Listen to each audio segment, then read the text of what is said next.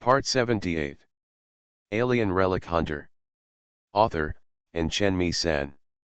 Chapter 804. Valentina was stunned. She clearly knew that she had only taken one step back into the fog, just one step. Why is this? He had not left the wreckage of the Shaojiankai frigate at all, but now there was nothing around the blasphemer mecha except for the thick mist that was as thick as substance. There are not even the fog perches that can be seen everywhere in the grey fog forest.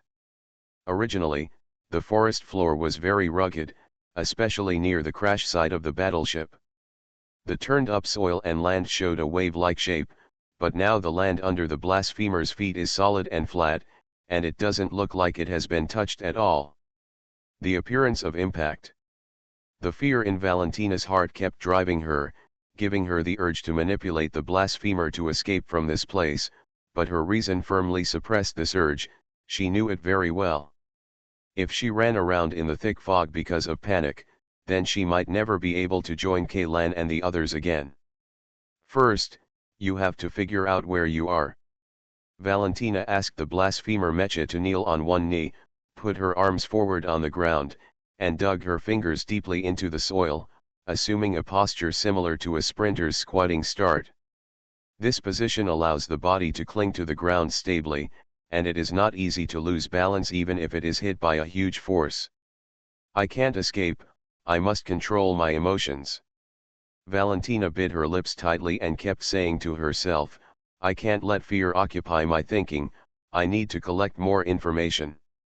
Her hands were clenched into fists, and her nails, which had become slightly longer because she had no time to trim them in the past few days, dug into the flesh of her palms through the gloves of her driving suit.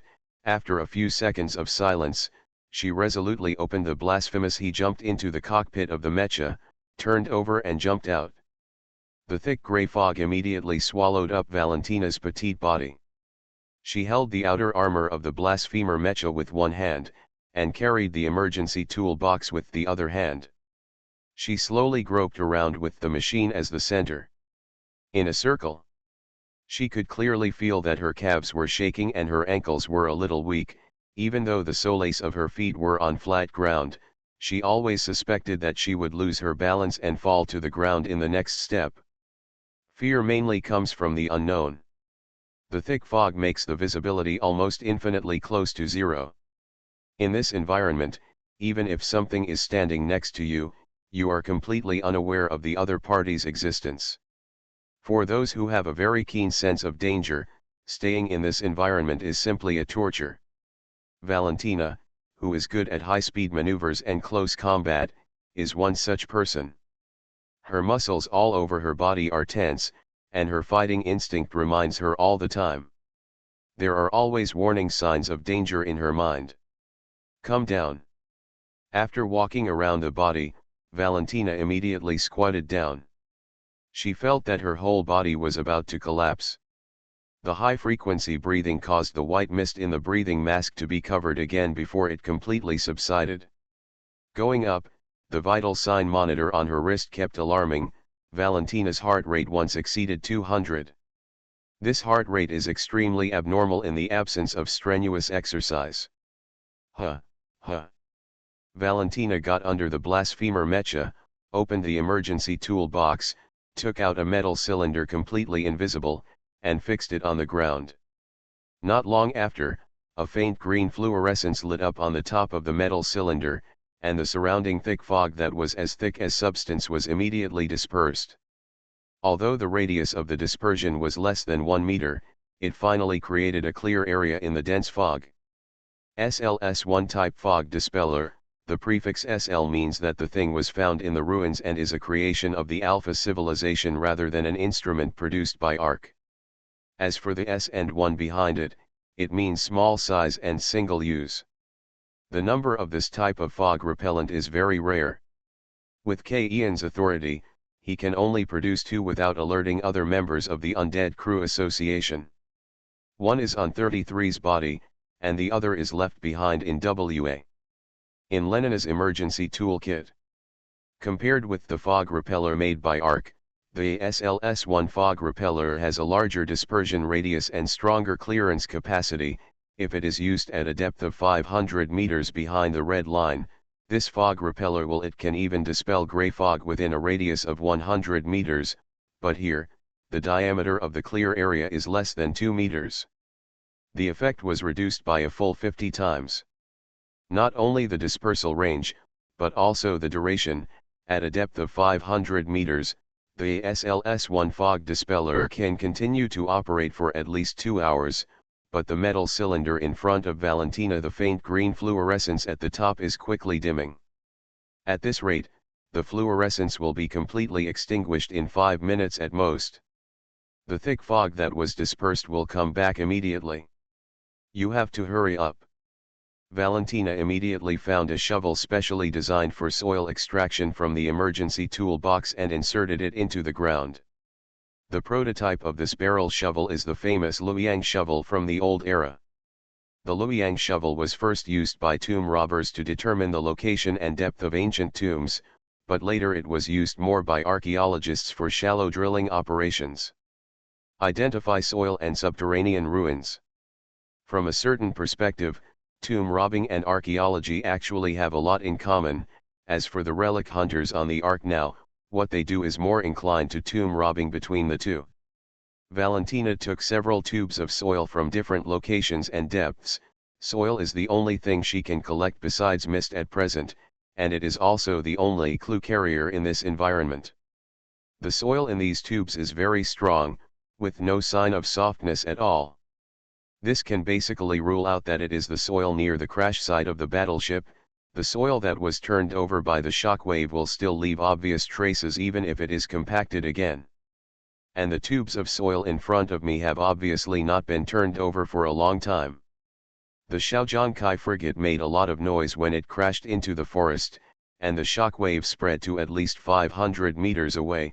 In other words, Valentina's current location is 500 meters away from the crash point of the warship. Distance: 500 meters. Valentina frowned, staring at the tubes of soil in transparent polymer containers in front of her. She remembered clearly that the edge of the thick fog was only 10 meters away from the wreckage of the battleship, and the blasphemer Mecha retreated one step was about 6 to 7 meters, and the distance between her and the wreckage of the battleship should not be more than 30 meters. The green fluorescent indicator light on the top of the SLS-1 type fog repeller has turned into a dim orange-red, and started to flash one after another. At the same time, the surrounding gray fog began to approach again. It was about to swallow Valentina up again. She quickly put away the soil specimens, emergency kit, and fog repellent, and climbed back into the cockpit of the blasphemer Mecha. The moment the cockpit hatch closed, Valentina couldn't help but let out a sigh of relief.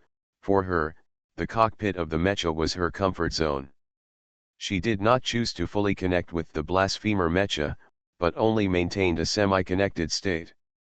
The so-called semi-connection means that only half of the nerve connection tentacles are connected to the driver's spinal cord. In this state, the driver can issue some simple instructions to the body through consciousness, and at the same time he loses control of the body.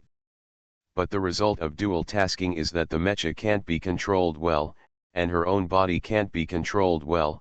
Valentina once tried to eat in a semi-connected state, but as a result, her trembling fingers directly stabbed her nose with a spoon. Rice grains smeared all over her face, and the next second the blasphemer, who was originally standing, fell to her knees, causing her, who was already very embarrassed, to bury her head directly in the dinner plate. Fortunately, no one saw the scene except Kaylan and Yvonne, who asked Valentina to perform the semi-connection test. Otherwise, it could definitely be regarded as a social death.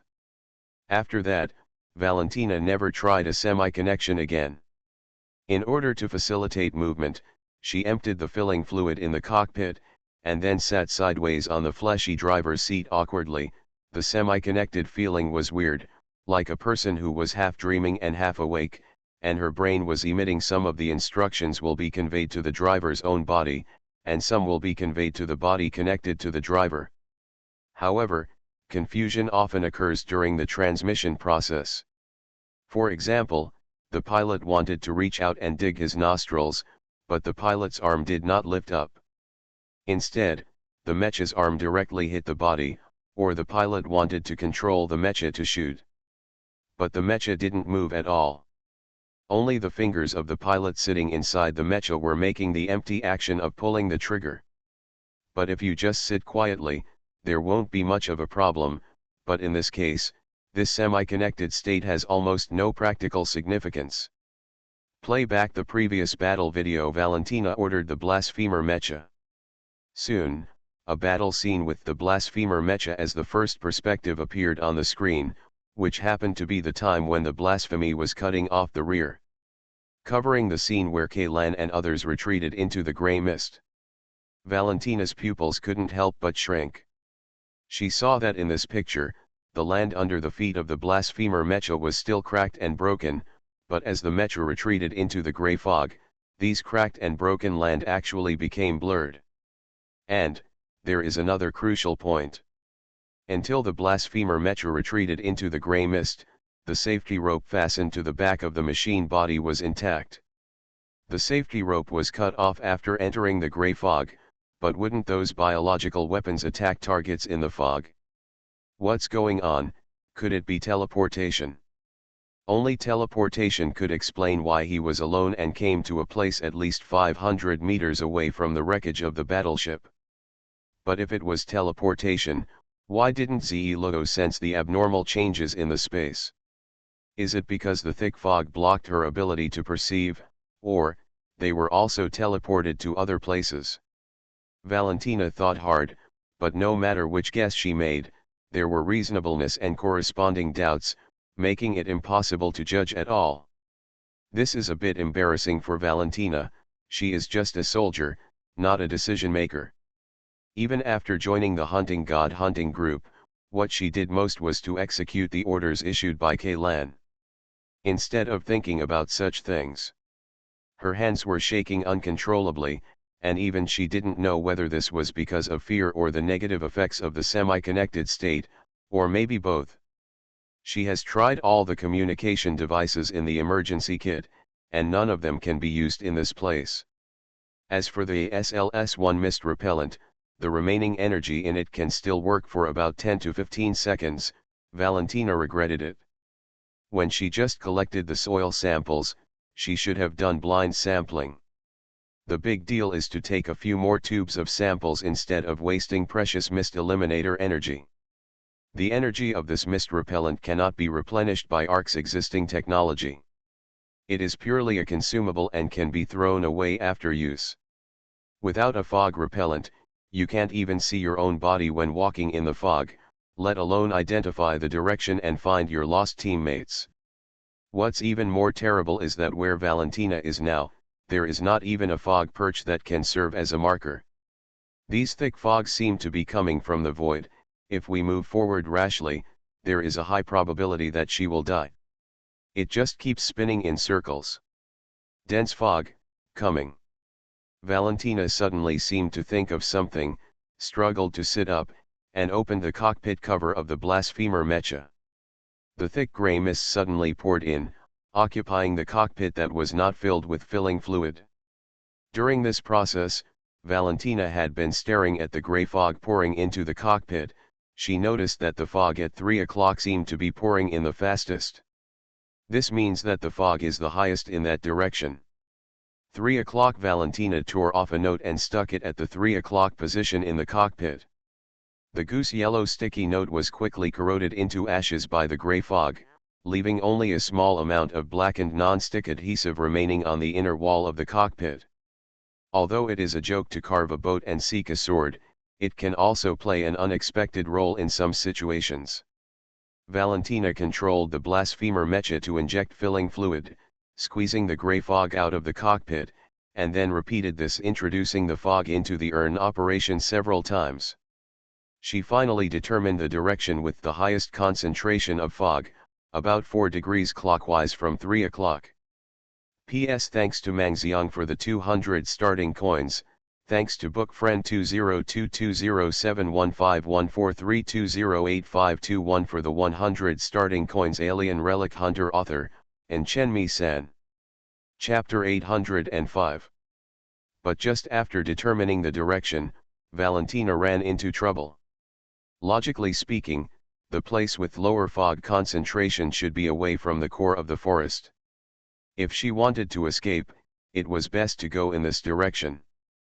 But the problem is that their team entered the grey mist forest to go to the core of the forest. If they want to meet Kaylan and the others, going deeper is the right choice. Going out is going in the opposite direction, basically cutting off the possibility of meeting other people.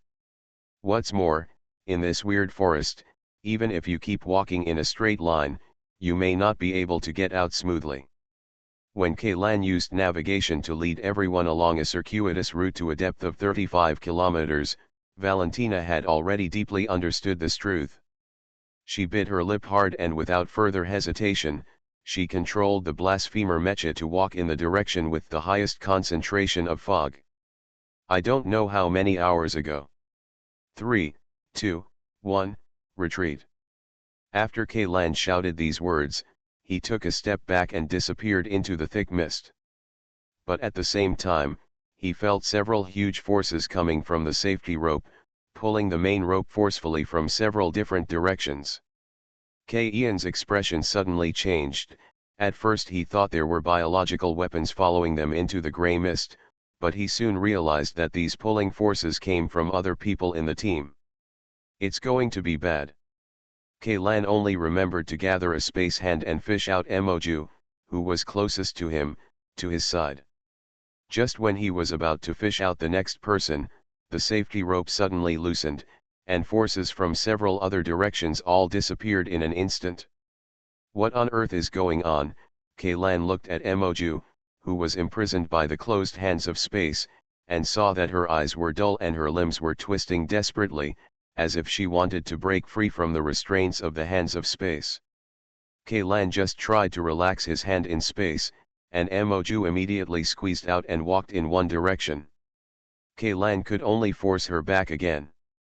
Hey, Emoju. Can you hear me? Kaylan patted her cheek first, but there was no response from the other party. He then gave her a big dick. This time Emoju no longer struggled, because she was knocked unconscious by Kaylan. With Ian's enhanced level, even without the blessing of Ze Logo's living armor, this slap was enough to knock Emoju's head away from his neck, and it was just a shock. This was already the result of Ian's mercy. Kaylan took a deep breath and pulled back the safety rope that had lost its pulling power. As he expected, several of the auxiliary ropes connecting the others were cut off. The two ropes of Asano Showa and Sansozen were very flat, and they were obviously cut with a Nino alloy sword and a flying blade. As for Ivan, the broken end of the rope was relatively rough, and he should have torn it off forcefully with the mechanical prosthetic leg. It seems that several of them must have fallen into the same state of confusion as Emoju. As for why Kaylan himself was awake, he didn't know the reason. Maybe it was because Ze Logo was attached to his body, or maybe his symbiote's constitution allowed him to escape. Kaylan tried to wake up Emoju, but he injected him with 4 medicines used to force people to wake up, and Emoju still didn't wake up. He looked at the 5th syringe in his hand, and finally still chose to give up. The side effects of this thing are not small. If you hit it too much, you will die. It took almost 2 hours for Emoju to wake up from the coma. At this time, her eyes had regained their vitality, but the whites of her eyes were covered with dense bloodshot eyes, as if she had stayed up all night for several consecutive nights. Same as sleeping. Hiss, it hurts. Emoju naturally raised her hand and rubbed the back of her head, where she had just been slapped by Kaylan. I tripped and hit my head on the ground, it hurts. She raised her head, met Ian's eyes, and found that the latter's eyes were full of solemnity. Then, she moved her gaze to the cut safety rope on the ground, and her expression suddenly changed. Where are the others? Why did the safety rope break and where did they go? Although Kaylan relied on Zelo's power to expel the surrounding fog, in order not to attract attacks from biological weapons, he only maintained a minimum clearance range.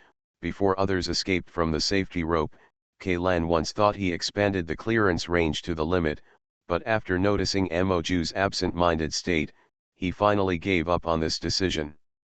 At that time, the beast tide formed by biological weapons had not faded away, and thousands of monsters were only one step away from them. If the surrounding fog was cleared at this time, the attacks of these biological weapons would be attracted in an instant. Although Kaylan is fully capable of protecting himself, the situation for others in a state of unconsciousness is very bad. Don't worry about it for now, answer my question. Kaylan grabbed Moju's wrist hard. Do you know what happened to you just now? Me? I just stepped into the gray fog, and then I seemed to trip on something and fell to the ground. Now the back of my head still hurts like hell. As Moju spoke, he stretched out his feet to touch the ground around him. It's strange, there are no rocks or anything on the ground nearby. How could I trip? Just now, Kaylan stared at her closely, frowning and said, "Are you sure it was just now?" "Yes, just now." Moju nodded in confusion, then said urgently, "You'd better leave me alone." "Where are the other people in the team? Where are they now? You know that at this depth, you can't walk with the others. What is the concept of dispersion?" "They have separated from me, and you are the only one I can catch in time," Kaylan said solemnly. "Me? I just fell down." "When you say just now, how long ago do you mean?" "How long? Probably less than a minute, right? Maybe 30 or 40 seconds. Didn't we just enter the thick fog?" What exactly do you want to ask?" 30 or 40 seconds. The look of surprise on Ian's face became more intense. Could it be that Moju had no memory of the sleepwalking state he had just fallen into and the fact that he had knocked him unconscious? Could it be that there is also the power here that can modify people's memories? Kaylan still hasn't figured out why he has completely different memories from others under the glacier ruins, and in this forest, which is half a planet away from the glacier ruins, a similar plot is happening again. From the perspective of Moju and the rest of the team, what happened just now is unimpressive, just like being fragmented by drinking, except that this situation is more natural than fragmentation, and the person involved will not even feel the time. 2 hours have passed, and there is not even a brief sense of trance. In their view, they retreated into the gray mist with others 1 second, and were already standing in one place the next second in a strange place. Only the broken safety rope around the waist was left to explain what just happened. As for the middle process, it is as if it has been extracted by editing software. They will not even remember that they were in an unconscious state like sleepwalking for a period of time. The memories before and after are all coherent, with almost no flaws or inconsistencies. If Kaylan encounters this kind of thing, he will most likely not think that his memory has been tampered with, but will subconsciously think that he accidentally triggered it. A certain hidden teleportation device was teleported to another place in an instant. No. There is still something that can be used as ironclad evidence of the missing part of the memory. Kaylan let go of Moju's wrist and asked, "Do you still remember what time it was when we retreated into the gray fog?" I didn't pay attention, but I remember when I was attacked by those monsters. I glanced at the watch on my wrist when I was changing the magazine. It was 2:15 in the afternoon. Later, when I put on equipment and blocked monsters, I should use it took almost 10 minutes, so it should be between 2:25 and 2:30 when we retreated into the gray fog. Oh, yes, just look at the watch now, and we need to be more accurate when inferring backwards. As Moju spoke, he began to twist the airtight valve on the wrist of the protective suit and pulled off the heavy gloves. "Look at your watch carefully." "What time is it now?" Kaylan said to her with a solemn expression. Moju pushed up the sleeves of the protective suit, and then glanced at her watch. Her expression did not change during the entire process. A shuddering feeling suddenly crawled up Ian's back. Look, it's 2:32 now, so the time when we retreat into the grey fog should be around 2:30. Moju's words made Ian's inner uneasiness quickly expand. He grabbed Moju with his arm, he pulled her close to him, lowered his head and observed the watch carefully. This is an Omega mechanical watch. The style is the Ranger series, which is very popular among top mercenaries and relic hunters. This mechanical watch is famous for its stable and accurate travel time and strong resistance to harsh environments. It is purely mechanical. Driven, it can work continuously for 5-7 days after being fully wound, and the error will not exceed 10 seconds every 24 hours. Including the casing, all parts of the watch are made of anti-magnetic materials, which will not be affected in any way even in a strong magnetic field environment. At this moment, the time displayed on Moju's Ranger dial was exactly what she said, 2:32 p.m. The second hand is still beating and the watch does not appear to be malfunctioning. Look at my watch. Kaylan also took off his protective clothing and gloves and rolled up his sleeves.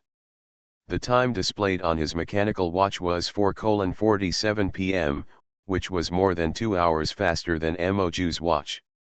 Kaylan originally thought that this was the right time at this moment, but now, even he himself was not sure. Maybe a small section of his memory has been deleted, but he just didn't realize it. Tampering with people's memories is already outrageous, but even the time on the mechanical watch carried by the person whose memory has been tampered with can be modified.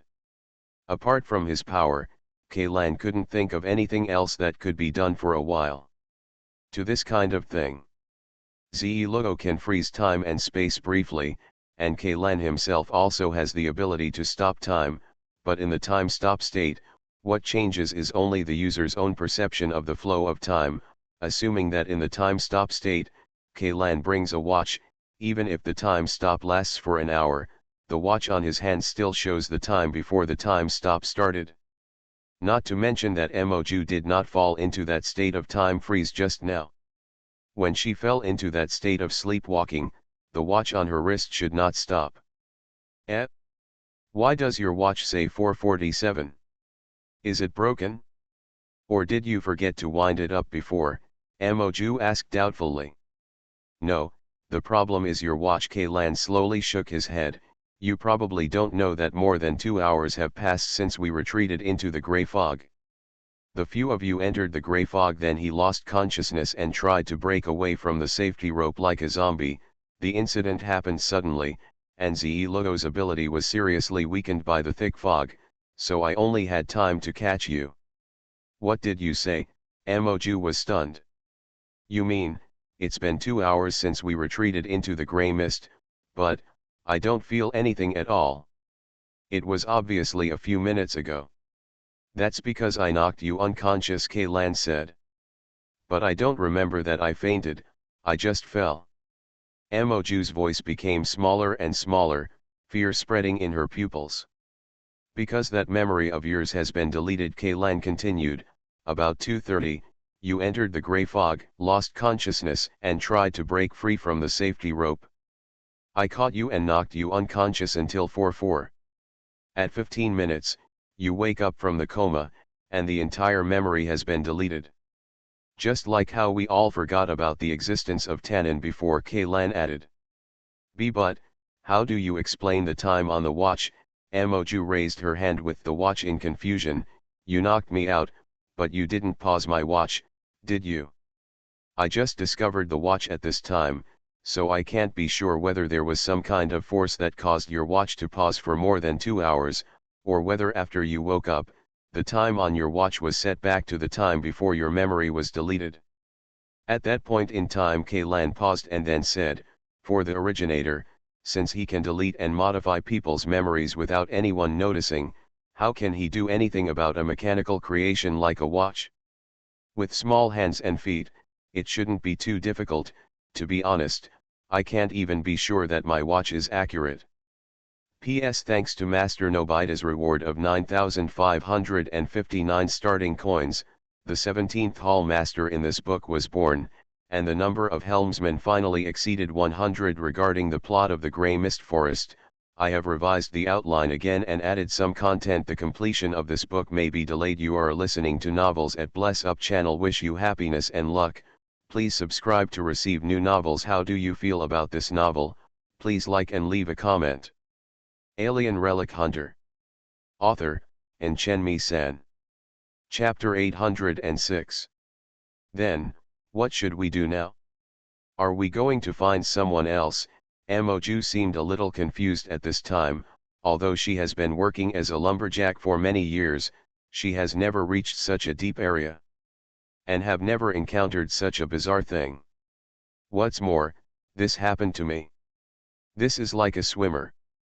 Although her water quality is excellent, the deepest point of the swimming pool she faces all year round is no more than 2 meters, and the water quality is so clear that she can see the white tiles at the bottom of the pool. But if when this swimmer looks directly into the pitch black, bottomless abyss of the ocean, he will probably feel terrified. At this time, if a pair of scarlet eyes suddenly lit up in the depths of the ocean and looked into the eyes of this athlete, a person with a slightly inferior psychological quality would probably be frightened and faint. More than 2 hours have passed. With the speed at which they are moving, I'm afraid they are far away from us now, Kaylan said. What's more, they left in several different directions, plus those weird phenomena in the forest. It's as difficult as going to the sky to find them. What should we do? Moju's breathing was very rapid, and she could even hear her heart beating in her chest. Instead of running around like headless flies in the forest, it's better to continue to move forward according to the original goal, Kaylan said solemnly. I believe that after they regain their consciousness, they will make the same choice. Are we going to continue moving forward? Moju was stunned for a moment and looked at Kaylan in disbelief. What else? Should we exit the forest now? Kaylan asked. I have a navigator, but they don't. For them, escaping from this forest is probably more difficult than going to the core area. After all, we are only a dozen kilometers away from the core of the forest, and if we want to get out, it will be more than twice the distance. But, the further you go, the more. Moju originally wanted to say, the further you go, the more dangerous it becomes, but the words got stuck in her throat, because she realized that the current situation was bad enough. How could it get worse? The Shaojiang-class frigate's plasma main gun, the overwhelming biological weapons, the strange thick fog and the deleted memories. After experiencing these things, she suddenly felt that the terrible memories and memories deep in the forest had been in her mind. The impression seems to be gradually fading. One more thing, if there is really a big secret hidden in the core of the Grey Mist Forest, even if we are the only ones who reach that place, we may be able to use the secret to rescue other people trapped in the forest. This is like playing a game. As long as your teammates are not dead, even if they are trapped in a maze and cannot escape, as long as one person in the team defeats the final boss and clears the game, then these teammates will naturally survive. Assuming that the Grey Mist Forest is a relic built by Alpha Civilization, then as long as we can seize control of the core area, we may be able to directly release the people trapped in the forest. But your navigation can only reach a depth of 35 kilometers. If we go any further, we will lose our way, Moju said. So, we have to collect clues first. Clue? What clue? With such a big warship here, we can't just ignore it, Kaylan said as he dragged Moju forward. Kaylan was not sure whether his memory had been deleted, but at least his position had not changed significantly. After taking a few steps forward, the wreckage of the Shaojiangkai frigate appeared again in front of Kaylan. Within the field of vision, the beast tide has receded, and the thick fog has completely swallowed up the entire wreckage of the battleship. Borrowing Ze Luo's ability to push away the fog, Kaylan and Moju carefully looked at the battlefield not long ago. The corpses of those biological weapons had long been completely degraded and turned into nutrients that were absorbed by the soil and fog habitats. They don't even leave their bones behind. The main component of the bones of most animals on the Earth is inorganic salts mainly composed of calcium. When the organic matter in the bones is decomposed by microorganisms, the remaining parts can often be preserved for a long time. But these biological weapons are different. Although their bone composition is similar, when an individual dies, the body will secrete a substance that can dissolve this type of inorganic salt during the degradation process, turning it into a liquid state, along with other nutrients absorbed by the soil. This is the ultimate recycling efficiency. As long as the forest is not completely destroyed, these biological weapons can be continuously produced. And as long as the bodies of these biological weapons fall within the scope of the forest after death, it cannot be regarded as a waste at all. Loss. The gray mist forest only needs to consume a very small amount of resources to resurrect these dead biological weapons in a brand new manner. For some reason, Kaylan suddenly thought of a fungus called enoki mushroom that he had eaten the day before and could often be seen in the toilet the next day. Although this metaphor seems a bit disgusting, the essence of these biological weapons is actually very similar to the enoki mushrooms that cannot be digested by the human stomach. If the gray mist forest is a big melting pot, then they are weapons used to defend this melting pot. If the weapons are damaged in the battle, as long as the metal quality of the weapons is not reduced too much, rebuilding them will not consume many resources at all. Even if Ark sends an army of the size that attacked the ruins of the ancient bronze city into the forest, it will only end up being overwhelmed by the endless sea of monsters. Fortunately, these biological weapons must abide by the rules of the Grey Fog Forest. They will only attack intruders who are within the scope of the forest but are not overwhelmed by the thick fog. Using Ze Logo's ability to push away the thick fog is actually taking advantage of a loophole in the rules. As long as the scope of the fog is not too exaggerated, it will not attract the attention of the forest and naturally it will not attract biological weapons. Attack. This warhead, I just fired. Moju bent down and picked up an iron-black warhead from the ground that was thicker than her thumb. It was a tungsten core armor-piercing projectile. The warhead was not armored, but was completely forged from high-strength tungsten alloy. With the support of a large-caliber anti-material sniper rifle such as the TAC-50, this warhead can easily penetrate a half-meter thick solid wall made of high-grade concrete at a distance of 100 meters, but in those biological weapons the one in front of him was deflated, and even the originally cone-shaped warhead had been squeezed into a flat button shape. Let's go. With just a few glances, Kaylan was able to determine that there were no clues worth paying attention to on this battlefield, so he immediately called Moju to go inside the wreckage of the battleship. He did not choose other pieces of wreckage, but still placed his target on the bridge, firstly, to check the corroded corpse that had not been collected in time, secondly, because the bridge contained the most important parts of the entire battleship. The core component, Central Control Computer. The core power reactor is the heart of a battleship, and the central control computer is the brain of the battleship. Basically all operating instructions need to be executed through the central control computer. If the Special Operations Fleet was in the Grey Fog Forest before, if anything is discovered, the automatic backup system of the central control computer will also completely record the data. Not to mention that with the advancement of technology, many battleships' central control computers will be equipped with AI. This kind of AI is not comparable to the smart butler in Ian's family. You know, any breakthrough in any technology will eventually the first to enjoy these technological products is definitely the military industry, not the civilian market.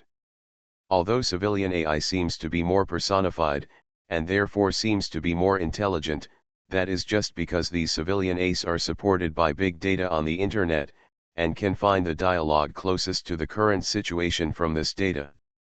In essence, it is just an imitation of human interaction behavior. As for the core performance such as computing power and thinking logic, it is absolutely incomparable to military AI that looks emotionless and mechanical. According to the files found on the Ark, the central control computer of the Shaojiangkai is also equipped with an AI. The name of the AI is the battleship serial number SX-016. Kaylan had paid attention to the central control computer on the bridge when he was communicating with the wreckage. From the outside, it seemed to be very well preserved. Apart from anything else, if the central control computer was seriously damaged, not to mention controlling so many missile launchers and artillery, or even activating the plasma main gun, it is impossible to even balance the warship in the air. The Shaojiang-class frigate has 32 main thrusters alone, and there are thousands of posture control nozzles on the whole ship. It is simply impossible to control the warship by manual operation. The so-called manual operation mode actually relies on the intelligent command system of the main control computer. It seems that the helmsman used the joystick to make the warship turn around in the air, but in fact the simple instruction of turning around has enough steps. There are thousands of steps, even down to how many degrees a certain nozzle is turned in a certain direction, and how many % of the jet output is adjusted to the maximum power. If the central control computer is damaged, it will be impossible for this battleship to fly. The Walker Mecha can be controlled by vines because the machine itself is not a huge thing, but a battleship several hundred meters long cannot be lifted into the air by the power of those vines alone. Perhaps it was precisely because they knew the importance of the central control computer that the vines not only did not destroy it, but instead woven it into a huge protective cover, wrapping the entire central control computer in it. With this protective cover in place, even if the Shaojiang frigate crashes for the second time, the central control computer should not be damaged. After all, the original protection measures for this thing are already very complete.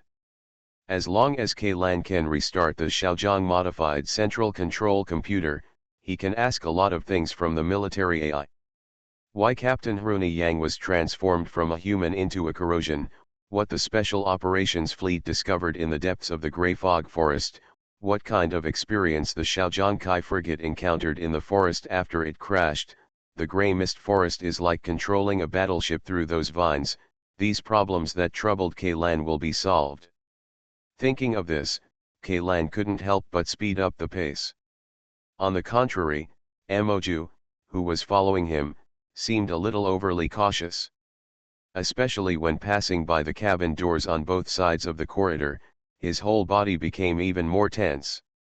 "Do you think there are monsters hiding in the wreckage of the battleship that haven't retreated with the beast tide?" Moju asked in a low voice. "Probably not. These biological weapons are different from aboriginal creatures. They have no self-awareness and are more like controlled robots. They will not hesitate when charging and will not be sloppy when retreating, unless it's the one you mentioned. The will of the forest wants to ambush us in the wreckage of the battleship," Kaylan said, "but even if there are biological weapons in these cabins, there are not many hidden. With the combat power of Ze Luo and I, even if these cabins are full, it's full of biological weapons and won't pose any threat to us." After saying this, Kaylan couldn't help but twitch his lips, although he said with the fighting power of Ze Luo and I, in fact, 99% of it was due to Ze Luo. As for Kaylan himself, it is estimated that being able to deal with 3 or 4 biological weapons is already the limit. "Sanwu girl and I are responsible for killing randomly, she is responsible for killing, and I am responsible for killing. Well, there is nothing wrong with it. The two of us are really strong," Kaylan complained to himself in his heart. The three of them, or rather, 2 and 1, quickly passed through the corridor and arrived in front of the bridge door. The hole that Kaylan had cut in the airtight door was still there. However, Kaylan looked along the entrance of the cave, and the body of Rooney, the erosion, was nowhere to be seen. If you follow the plot of a horror movie, the disappeared corroded corpse will most likely be resurrected, and then hidden in a corner waiting for the protagonist to approach and then give the protagonist a surprise, but Kaylan is not worried. Corruption was resurrected from the dead. Although that thing was very strange, its actual combat effectiveness was not high. He could suppress it alone without Ze Luo's help. The combat effectiveness of corruption is not even as good as that of a ghost-faced giant owl. And judging from the traces left on the bridge floor, many biological weapons had visited this place not long ago. The corroded body was most likely swallowed or dragged away by these biological weapons. Ignore it for now. Restarting the central control computer is the most important thing now. Kaylan ignored Emoju's question of who should we care about first, and walked quickly to the 2-meter high power supply of the central control computer. He used the power of space to peel away the vines wrapped around it and pulled away those with arms. Thick cables were exposed. Alien Relic Hunter. Author, Chen San. Chapter 807. The central control computer of the Shaojiankai frigate is currently shut down. More than half of the more than 40 indicator lights on the power control panel that should be green under normal conditions have turned red, which means that the warship just crashed. During the process, when AI confirmed that the situation was irreversible, in order to protect the central control computer from damage, it activated the safety gate and proactively cut off the power supply. How to restart the central control computer in this situation, Kaylan asked. Although Kaylan has dabbled in all aspects of knowledge, the aspect of battleship operation has really hit his blind spot. This kind of knowledge is classified as military secrets, and it is difficult for non-professionals to find it. He had the opportunity to come into contact with it. Although Kaylan later obtained extremely high authority, it was impossible for him to have time to study how to control a battleship at that time. Fortunately, there is an expert around. What? You're asking me? Emoju raised his finger and pointed at himself helplessly. I'm just an ODST. Although the Hell paratroopers are famous, they are actually just like ordinary people. There is no difference between the Marines on the battleship. If you ask me to fly a plane, I can barely fly it, but I don't understand the battleship thing at all. I didn't ask you. Kaylan smiled awkwardly and patted his shoulder. The black armor on his body automatically took off, and he instantly transformed into a Sanwoo girl wearing a blue and white student uniform, with light blue ear-length hair and red eyes. This is the girl named Ze Lugo just now. Although Emoju has seen Ze Lugo's ability to transform at will, no matter how many times he sees this strange sight, it will still make people surprised. Her ability, did she come from the Institute? Obviously, Emoju regarded Ze Lugo as a superpower created by the Research Institute. Is this girl, in Kas Ayanamai Rei? It seems like she was secretly reading my memory when she just possessed me. Kaylan complained in his heart, but responded to Emoju. Yes, this is top secret. If you tell anyone, you will be silenced. I know. Emoju nodded blankly, but whether we can get out alive, it remains to be seen. Let's not talk about it for now. Ze Lugo, do you know how to restart this thing? Kaylan gently kicked the power supply of the central control computer with his toe. If you want to restart the central control computer of a battleship that has cut off the power due to the self-protection mechanism, you generally need the maintenance team engineer in the fleet to connect the portable maintenance terminal and the central control computer, and restart the central control computer through a series of complex operations. The entire operation process takes between 8 and 16 hours, Ze Lugo said. Ze Lugo knew much more about battleships than Kaylan. With Kaylan's authority, she almost borrowed all the books related to battleships in the military library, and even conducted internship inspections on many battleships. Internal structure. With her knowledge base, she is at least as good as a semi-professional warship engineer. But we don't have a maintenance terminal. Even if you can complete those operations, there's nothing you can do. By the way, can you conjure a maintenance terminal? Kaylan's eyes lit up and he asked. Yes, but it's useless. Each battleship-level central control computer and corresponding maintenance terminal have a unique identification number. If it cannot be identified, not only will it be impossible to restart the central control computer, but it will also be completely locked. Ze Lugo's answer directly poured cold water on Ian's head. Then there's no other way. Yes. There is another way to restart, but maintenance personnel will never use it unless it is in an extremely urgent situation. Ze Lugo still maintained an expressionless look. Her current appearance is as if she had never used it before. Just like Ayanamai Rei herself, who walked out of the screen, even Kaylan couldn't help but take a few more glances. No Kozer can perfectly copy the appearance and temperament of an anime character, but Ze Lugo can. What method? Kaylan asked hurriedly. Unplug all the cables on the power supply and plug them in again to force the central control computer to restart, Ze Lugo said, but this operation will generate a surge current the moment the current is turned on, and like the surge current generated by a large power supply such as a battleship-level main control computer will be more powerful and can easily cause irreversible damage to the device itself and the data stored inside. Therefore, engineers in the maintenance class would rather spend hundreds or thousands of times more time than be willing to take this approach. Isn't this just a cold restart of the computer? This repair method is as simple and crude as the network management of internet cafes on Earth in the old era and has no technical content, but it is this kind of operation that has nothing to do with computer knowledge, but it is a very effective method. But what I didn't expect is that a battleship-level central control computer can also do this, Kaylan couldn't help complaining. However, the surge current generated when the power supply of a battleship-level central control computer is turned on instantaneously is many times greater than that of a personal computer, so the risk of such an operation will be very high, Ze Lugo continued. How high? If you're lucky, more than half of the data will be lost. If you're lucky, the central control computer will be restored to factory settings. If you're not lucky, the entire device will be scrapped. But apart from this method, we have no other means, right? Kaylan sighed and picked up a thick and heavy cable. This cable was wrapped with a metal cable that was 2 centimeters thick. A protective sheath made of cross-braided silk and polymer. Under this protective sheath is a thicker shielding layer and insulation layer.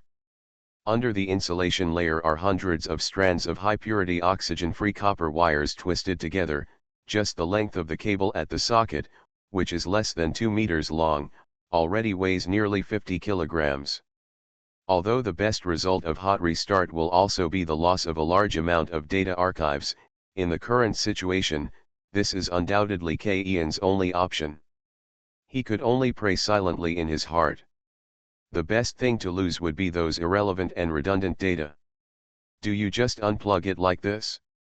Don't you need to unplug all the cables at the same time? Kaylan turned to look at Ze Lugo and confirmed again.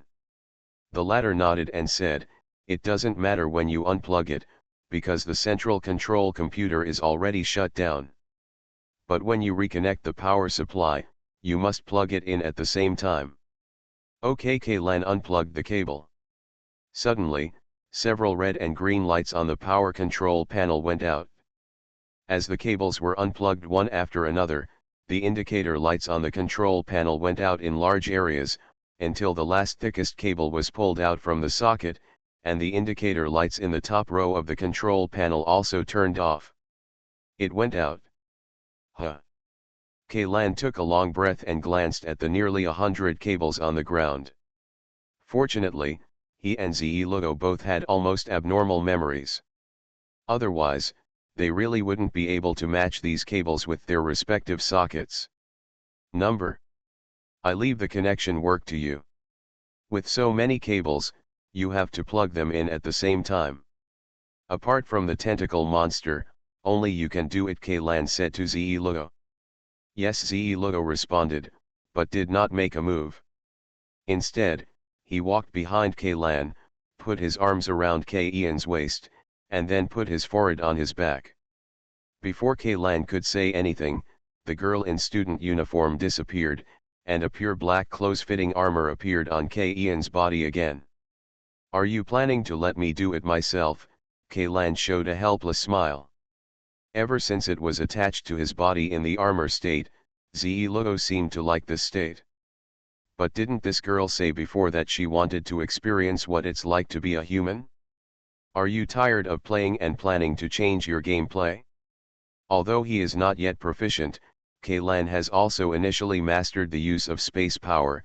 Ze Lugo's power and his time stop ability are completely from the same source, and the feeling of using them is almost the same. Nearly 100 invisible hands appeared out of thin air, grasped the interfaces of these cables, and lifted them up. From Moju's perspective, this scene is a bit like a supernatural story. Nearly 100 cables seem to come to life, standing up like pythons, with the snake's head, i.e. the interface, suspended in the air, looking for hunting target, corresponding socket on the power supply. After the interface of each cable matched the corresponding socket, Kaylan waved his hand and instantly plugged in all the cables at the same time. With Ze Lugo's space ability, he can completely interfere with the surge current and ease it to the point where it cannot cause damage to the central control computer, but Kaylan cannot do this, because this restart method relies on the use of surges. The impact of current will forcibly activate the central control computer in the shutdown state. If the impact of the surge current is weakened and the stimulation is not enough, the purpose of restarting will not be achieved at all. I saw a low roar coming from inside the power supply. More than 40 indicator lights on the control panel kept flashing back and forth between red and green, and the monitoring screen covering the entire bridge began to flash except for those outside the battleship. Outside the surveillance screen, a large amount of data and UI appeared on it, and dense translucent strings scrolled rapidly like the staff list at the end of a movie. Buzz. After a groan that lasted for 20 seconds, the power supply of the central control computer finally quieted down, and all the more than 40 indicator lights were fixed in green. It seems that at least we haven't encountered the worst situation. Kaylan breathed a sigh of relief. Shaojiang-class frigate modified version, numbered SX-016, belongs to the Special Operations Fleet. The battleship's central control computer has been started. Please enter the triple verification code within 1 minute to verify your identity. A mechanical voice that could not distinguish between male and female rang in the bridge. It seems that this AI still remembers that it is the central control computer of the Shaojiang modified frigate, which means that the central control computer has not been restored to its factory state. Next, it depends on how much data is stored in it. It survived the impact of surge current. Start the Special Authority Verification Process. Command code, Immortal Crew Association. Kaylan said loudly. 3 virtual screens composed of holographic projections descended next to Kaylan, surrounding him, in front of him and on his left and right sides. A standard virtual keyboard appeared in front of him. Both the distance and height of this virtual keyboard are perfectly consistent with Kaylan's height. Although military AI is known for its simplicity, this does not mean that it will neglect details. In order to ensure the condition of the battleship operator, military AI can be meticulous in terms of ergonomics and human-computer interaction. Kaylan did not hesitate and immediately entered a string of 97-digit long password on the keyboard consisting of English letters, Chinese characters, numbers, and punctuation marks. A red laser shot out from the top of the bridge and slowly swept over Kaylan's body. 5 seconds later, one operation window after another popped up on each large screen, and a line of text also appeared on the virtual screen in front of Kaylan. Identity verification completed, confirmed to be the * seat of the Immortal Crew, codename. The special permission verification code and biometric data are correct. Welcome to the Shaojiang-class modified frigate. I am the captain of this ship. Military AI that controls computer configuration, number SX-016. Looking at the missing characters on the screen, Kaylan suddenly frowned. He found that he seemed to have overlooked a very important issue.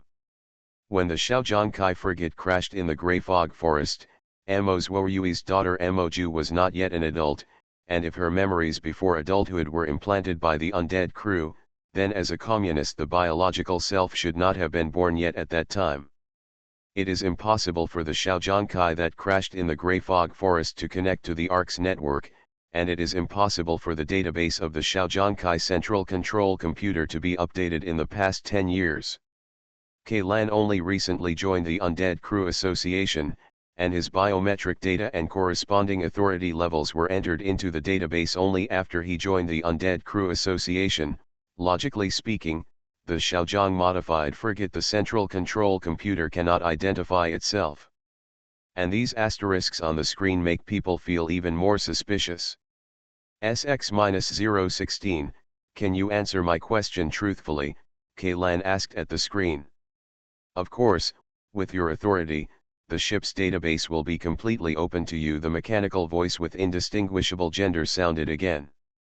Then do you know my identity? Kaylan asked, a rather strange question seen in emoji. Sorry sir, the database does not have corresponding content. Then how did you determine that I have the highest level of authority? Kaylan asked again. Only the special authority verification methods and corresponding authority levels are recorded in the database of this ship. The identity information of all members of the Undead Crew Association is kept confidential. This is also to ensure that after the ship is captured by the enemy, the identity of the members of the Crew Association will be kept confidential. Information will not be leaked. In other words, if another member of the crew club comes in, he will only see this bunch of asterisks. Yes, AI replied truthfully. Then when was the last time you connected to the ARC network and updated the permission level related content in the database?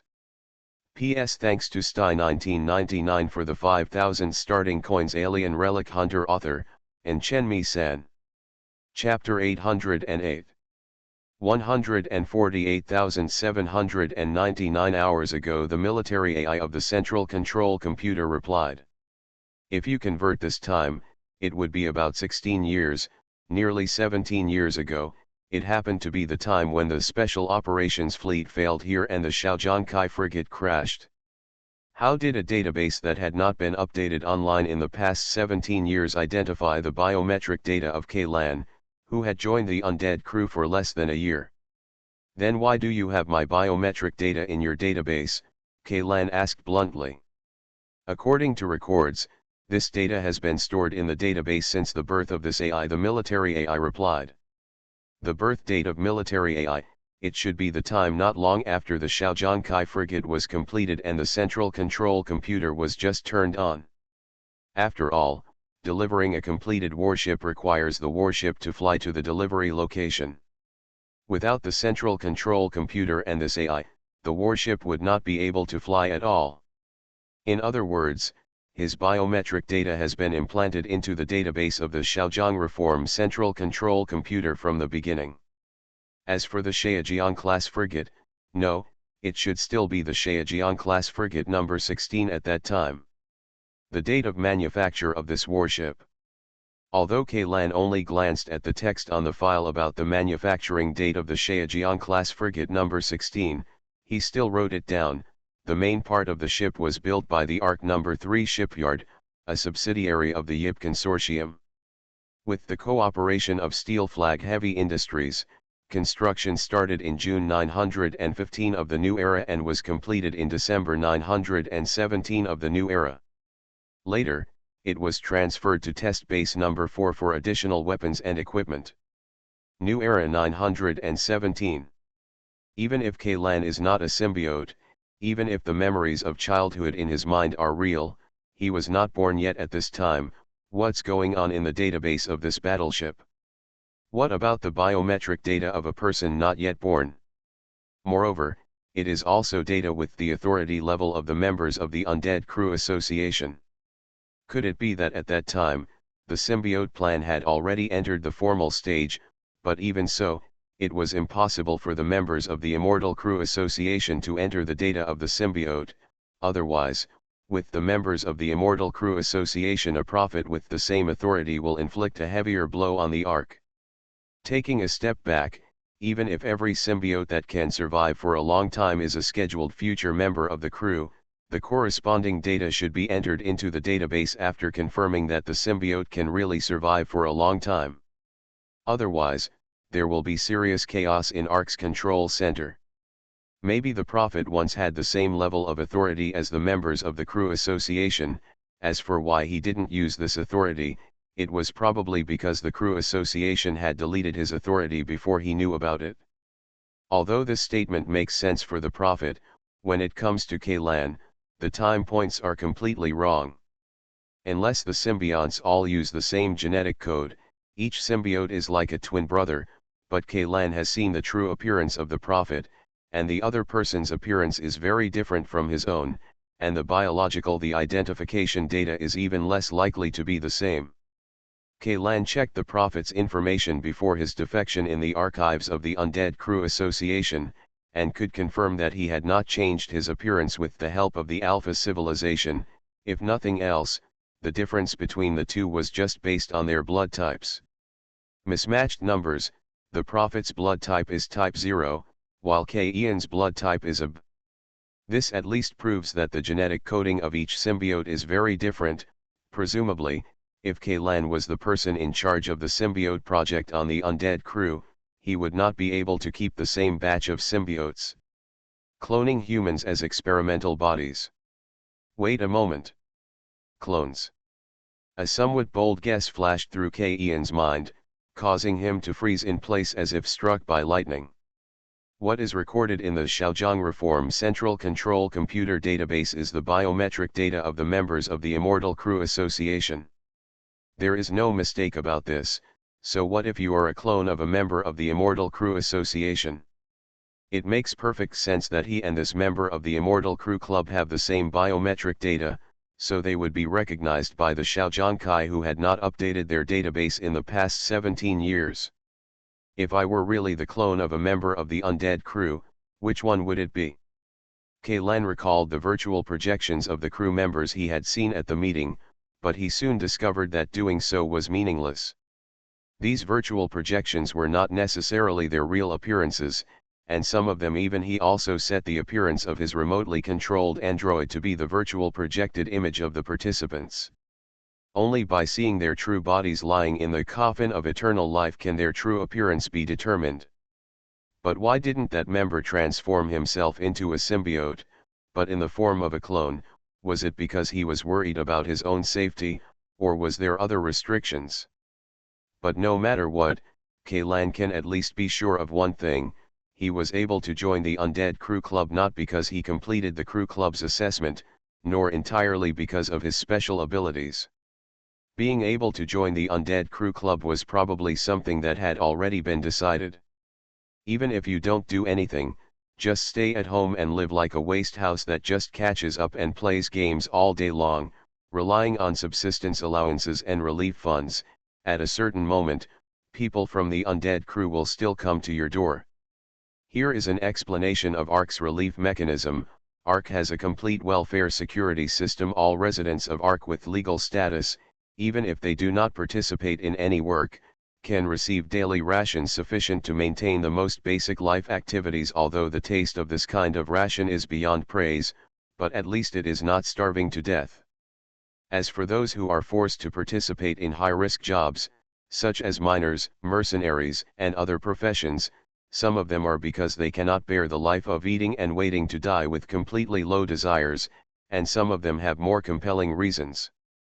You or your family have a serious illness that cannot be treated with free medicine, you owe debts that you cannot repay due to gambling or other things, you want your descendants to get a better education and live a better life, etc.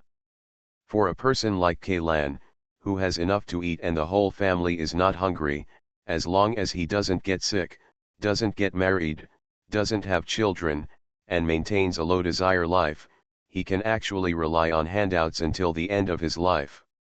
Kaylan smelled a conspiracy. Think about it from another person's perspective. Assuming that you are the original body who provided the genes, can you accept your own clone to join the Undead Crew and become an equal member of yourself? Obviously not. Let's not discuss issues of human rights and moral ethics here. For the Undead Crew, cloning has been created as a tool and weapon from the beginning.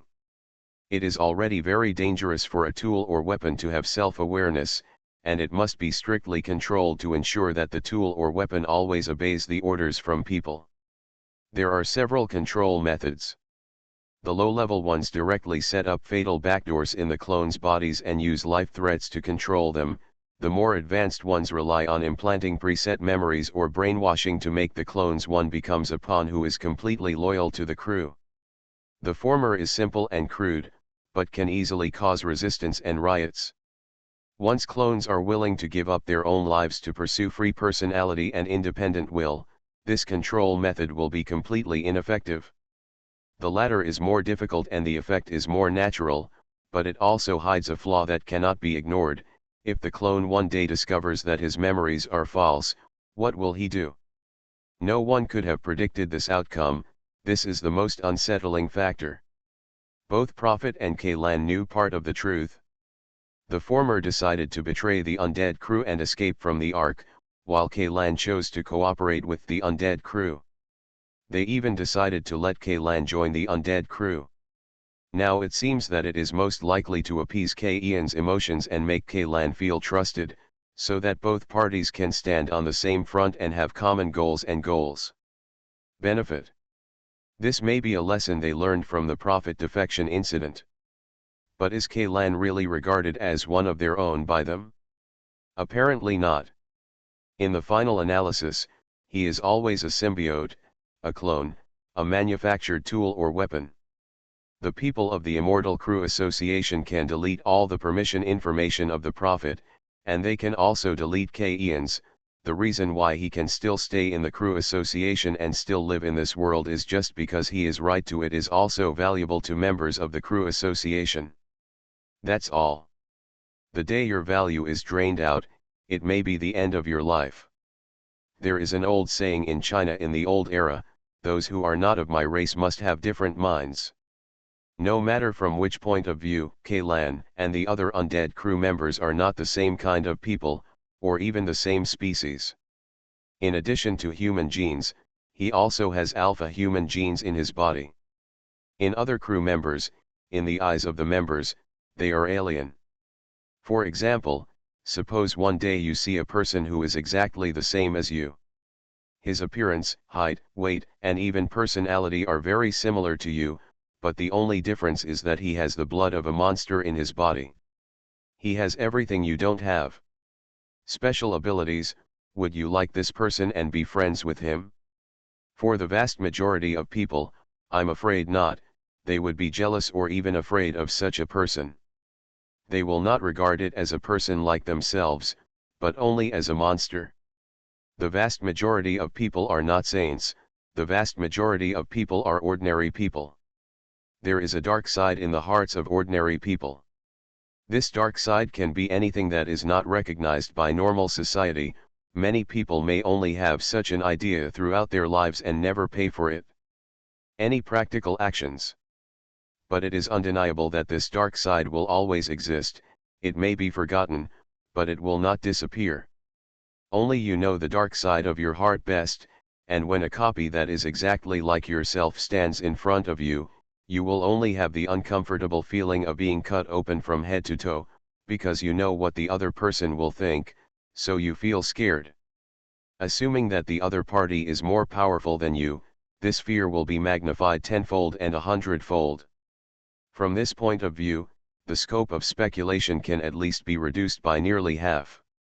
Ian's Primarch must have voted against his decision to join the undead crew. But it doesn't actually matter whose clone he is. What's important is, what is the purpose of the undead crew creating themselves?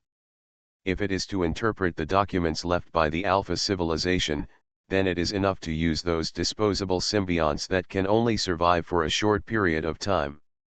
It is safe and convenient, and you don't have to worry about things going beyond your control. Use and throw away is simply a perfect tool.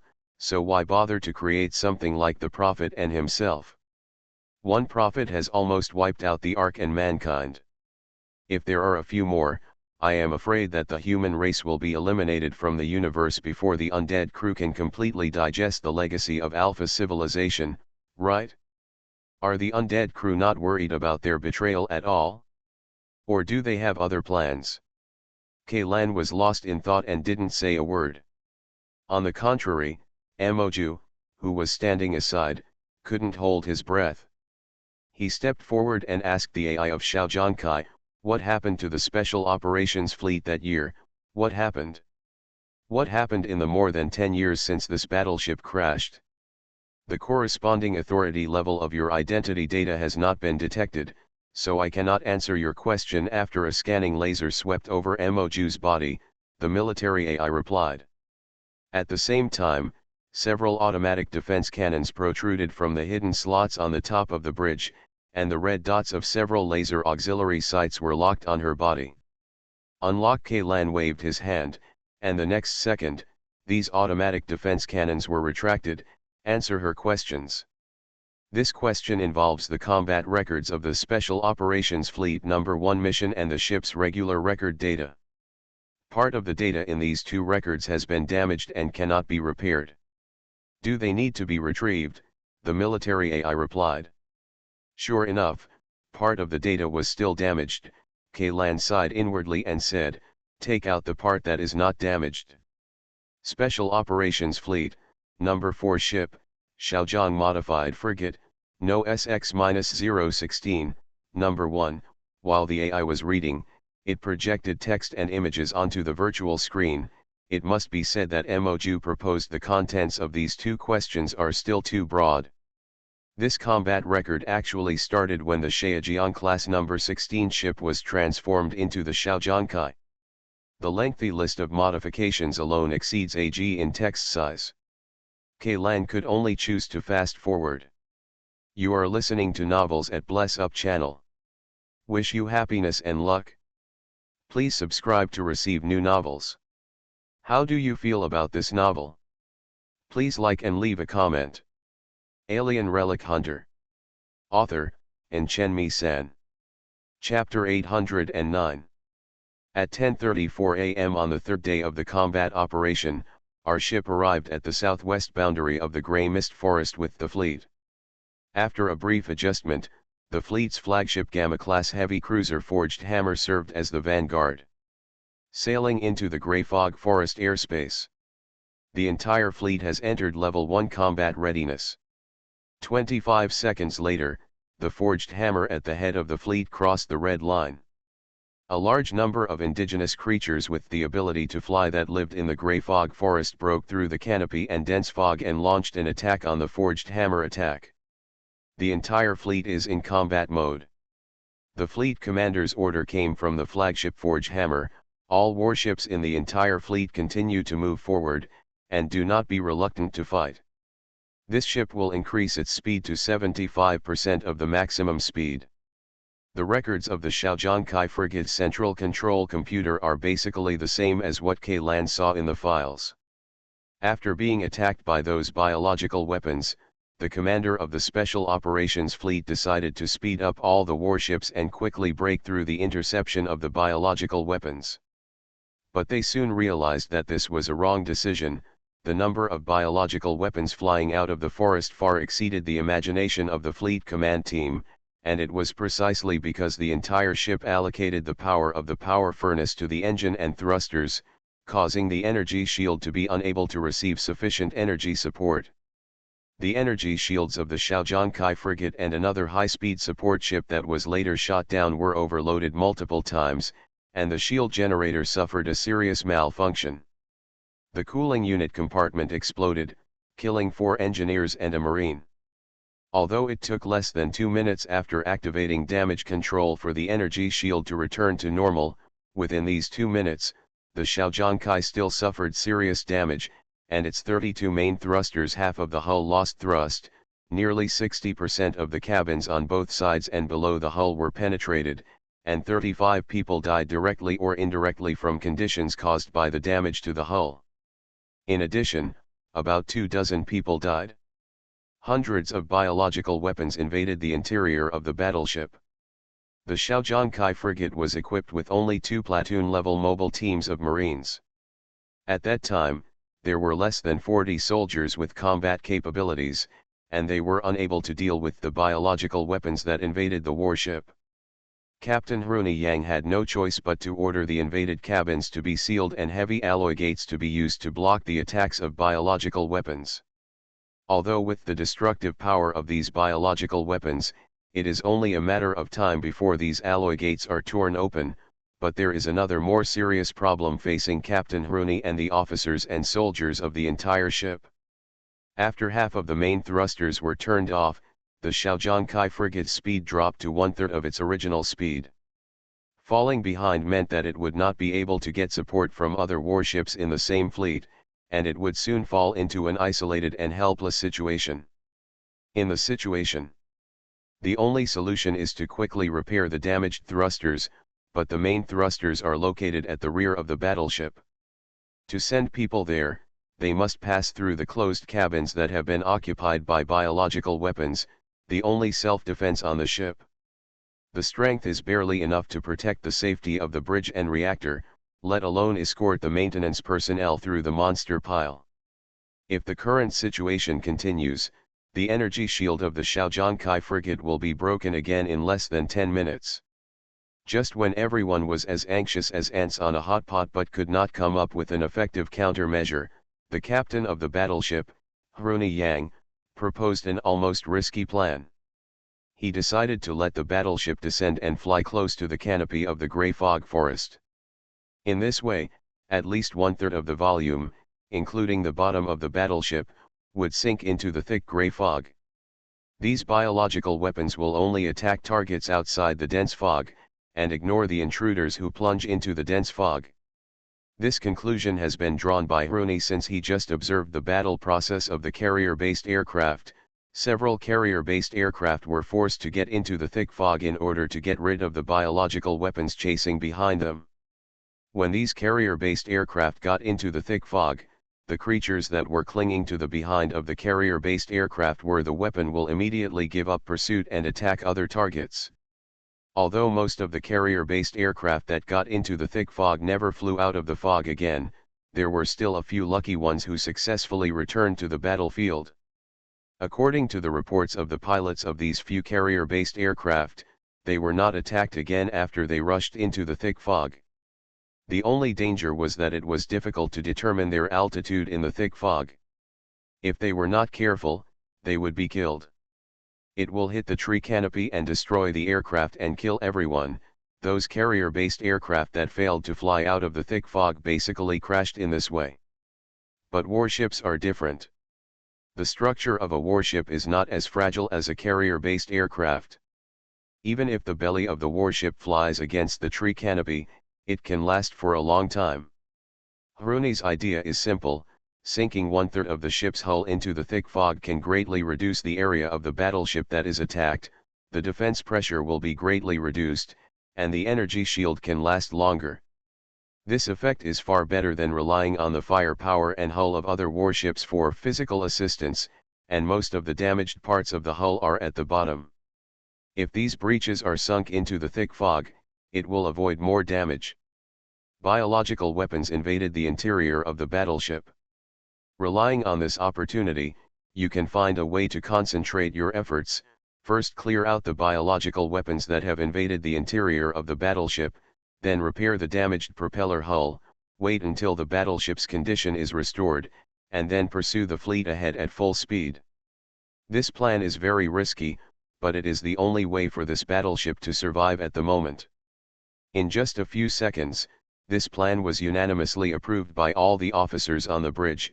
Instead of waiting for the energy shield to explode again and the battleship to be sunk by these monsters, it is better to take a gamble and sink the battleship directly into the dense atmosphere.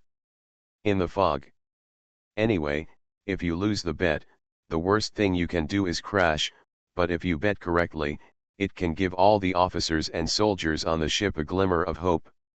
The battleship was switched to manual operation mode. The helmsman held the joystick with both hands, stared at the altitude indicator, and pressed the joystick down little by little. But just when the bottom of the battleship came into contact with the thick fog above the tree canopy, the data on the altitude indicator became confused. One moment it jumped to an altitude of tens of thousands of meters, and the next moment it turned directly into a negative number. Shaojiang class. Most of the frigate's external sensors for the altitude indicator are installed at the bottom of the hull. The moment these sensors were submerged in the thick fog, they all failed. Fortunately, This helmsman can be considered a veteran with rich practical experience. The panic in his eyes disappeared in an instant, and he used both arms to pull up the sinking joystick. Even though the distance between the tree canopy and the ground is still 100 or 200 meters, for a warship of this size and speed, this height is no different from flying close to the ground. If the inclination of the hull is slightly wrong, the entire warship will be destroyed in the next second. It will hit the ground head first. The Shaojiangkai frigate was also flying at a speed several times exceeding the safe speed limit for ultra-low altitude flight. The warship had just been lifted up to a distance of more than 10 meters, and before it even completely got rid of the thick fog below, it slowly sank again. Go down. This time, the helmsman is experienced. He no longer relies on the altitude indicator as a benchmark to control the rise and fall, but turns on the laser rangefinder, which is often used when warships enter the port and line up, and use the fleet flagship forged hammer ahead. As a marker, the Shaojiangkai always maintains a height that allows the thick fog to cover most of the hull, but does not lose balance and hit the ground. As for the other damaged high-speed support ship, it was not so lucky.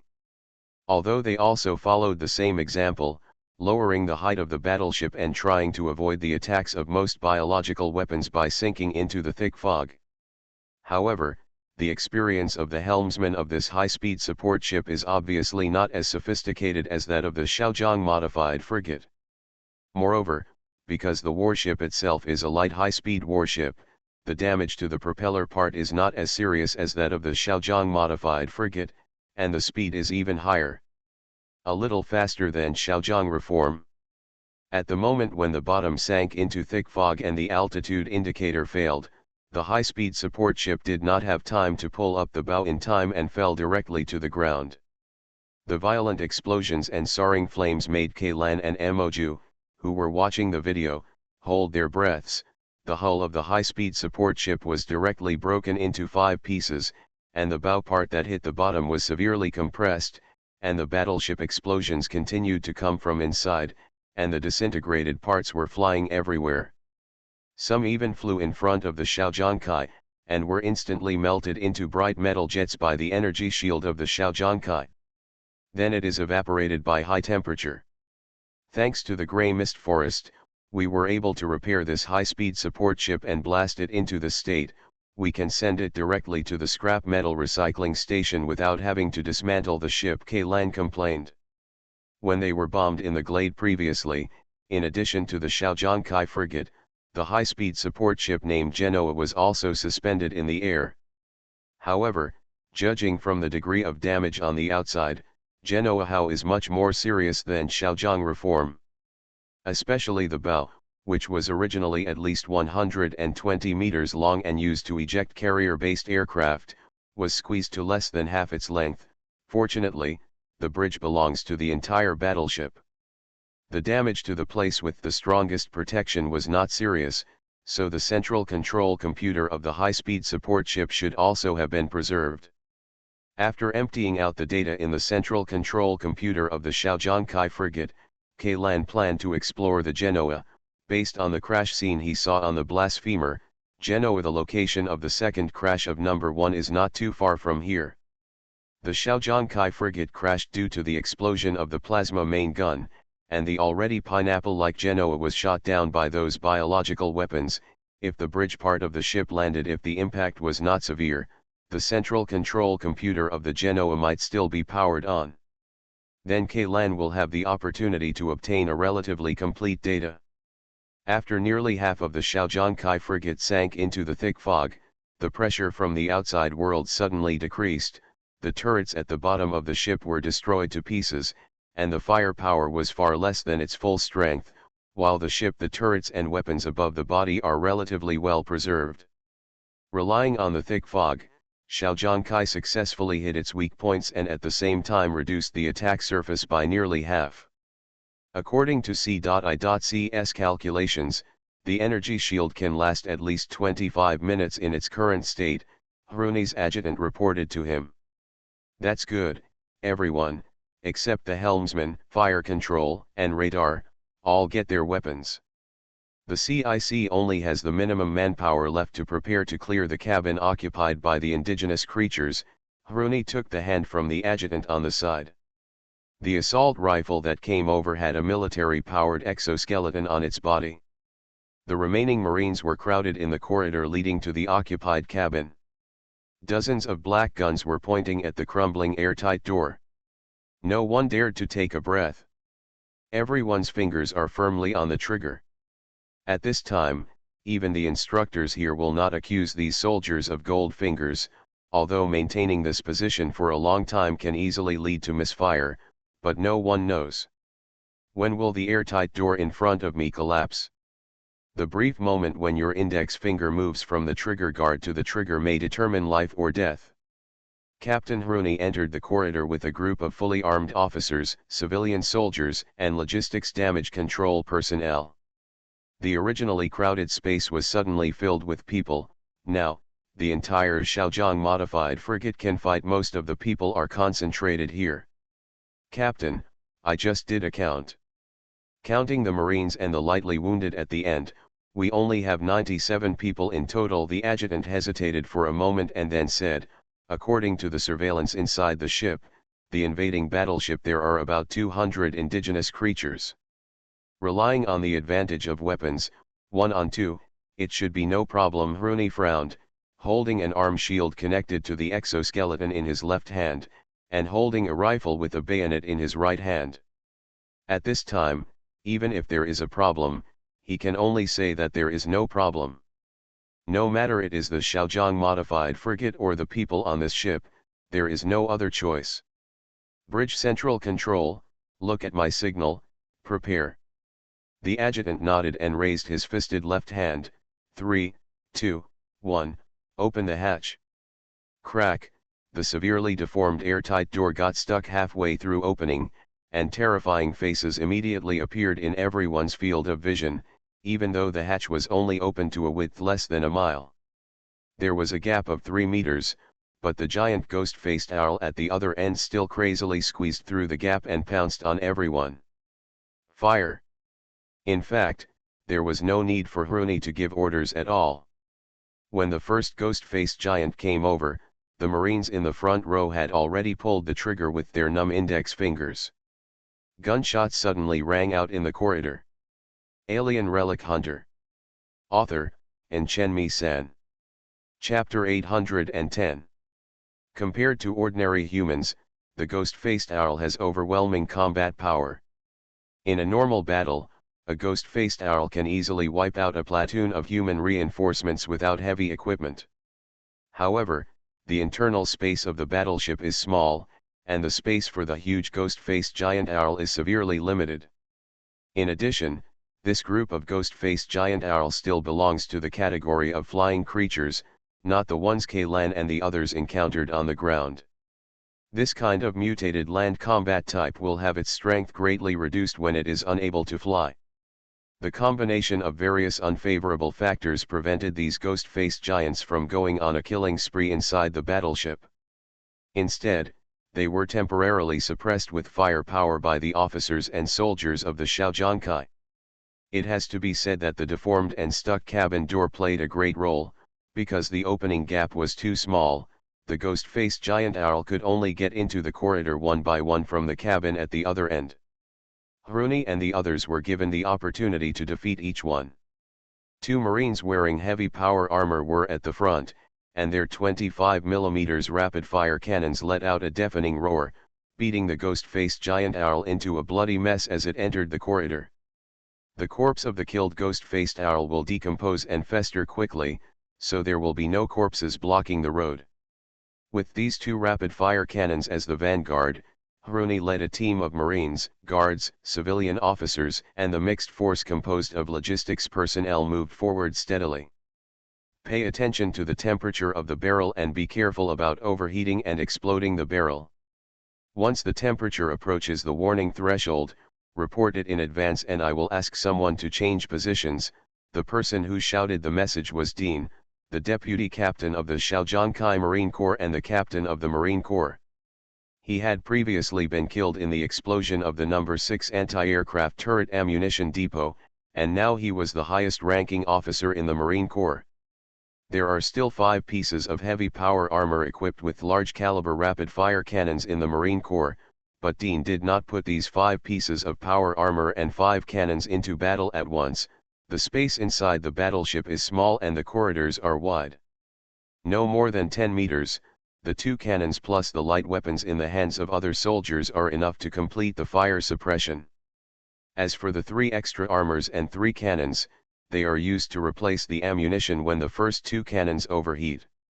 Substitutes are carried out from time to time to maintain the continuity of firepower. Soon, everyone pushed the battle line to the damaged hatch. The muzzles of the 2 rapid-fire cannons directly hit the crack of the door, pouring ammunition towards the large number of biological weapons gathered on the other side of the hatch. Although there is a shortage of manpower, the Shaojiangkai frigate is not short of ammunition at all.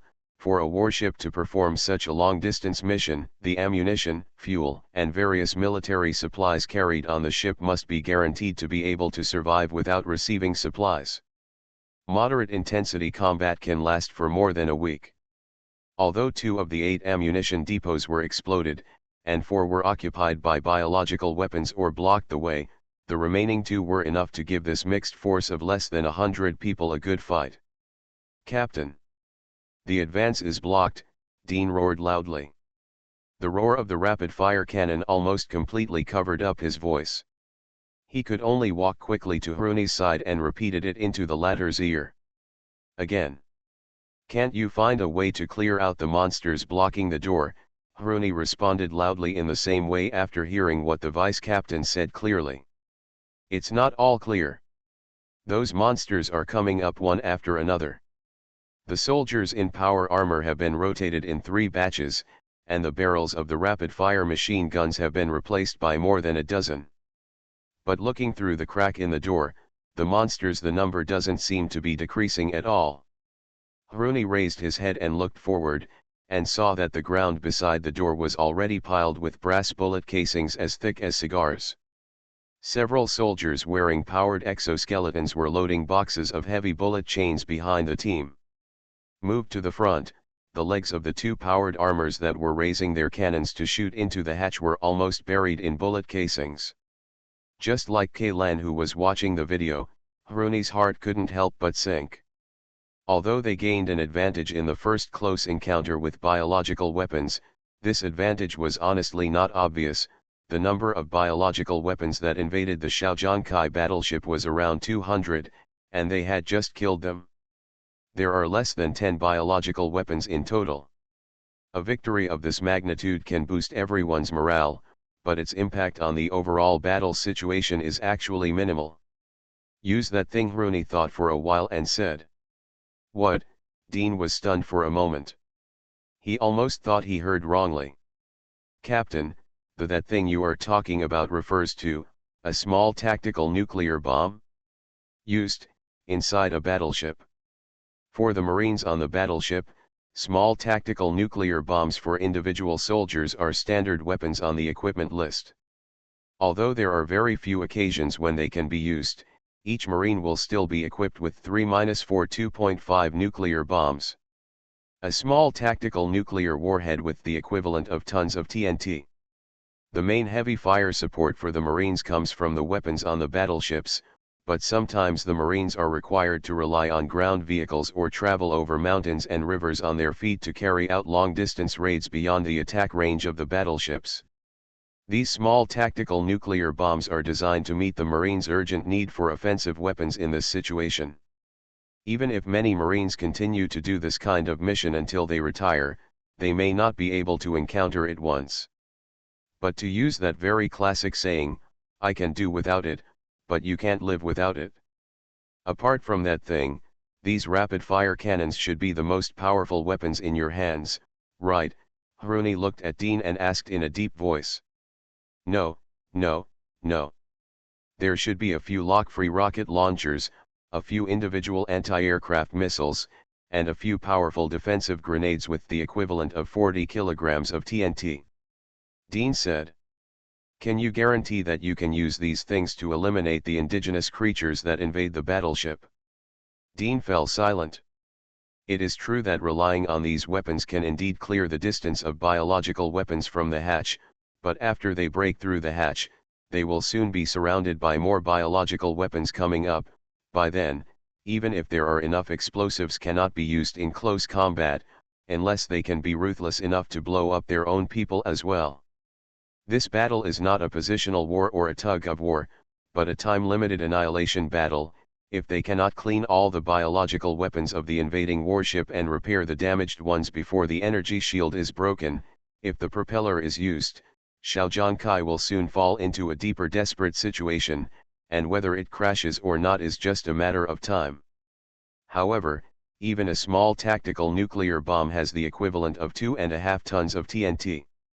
Although this is nothing compared to the main gun of a battleship, but it detonated in a small space and inside the battleship, I'm afraid. Dean didn't say anything further, but both Rowney and Kaylan, who was watching the video, could understand what he didn't say directly. The small tactical nuclear bomb with the equivalent of 2.5 tons of TNT is not very powerful, compared with the weapons on the battleship. A small tactical nuclear bomb of this size can blast a large crater with a diameter of 50 meters and a depth of 10 meters in an open wasteland with hard soil and rock formations dug down about 3 meters. Centered on the explosion point, the crater has a diameter of 300 meters. Even if people in Mina are hiding behind a bunker, they will die because their internal organs are shattered by the shock wave. And if it detonates inside a warship with a small space, its power will be amplified several times.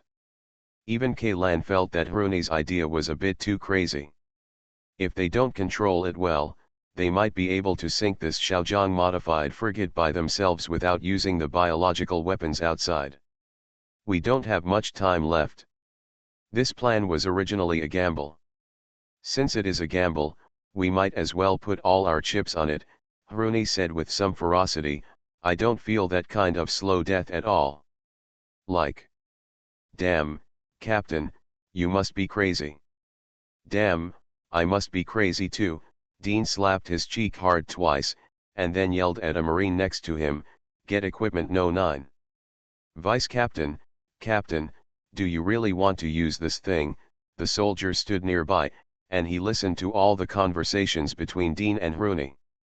Otherwise, if you were asked to choose, one way to die is to kill these monsters with a nuclear bomb, and the other way to die is to be dragged here by them and then buried with the crashed battleship, which one do you choose?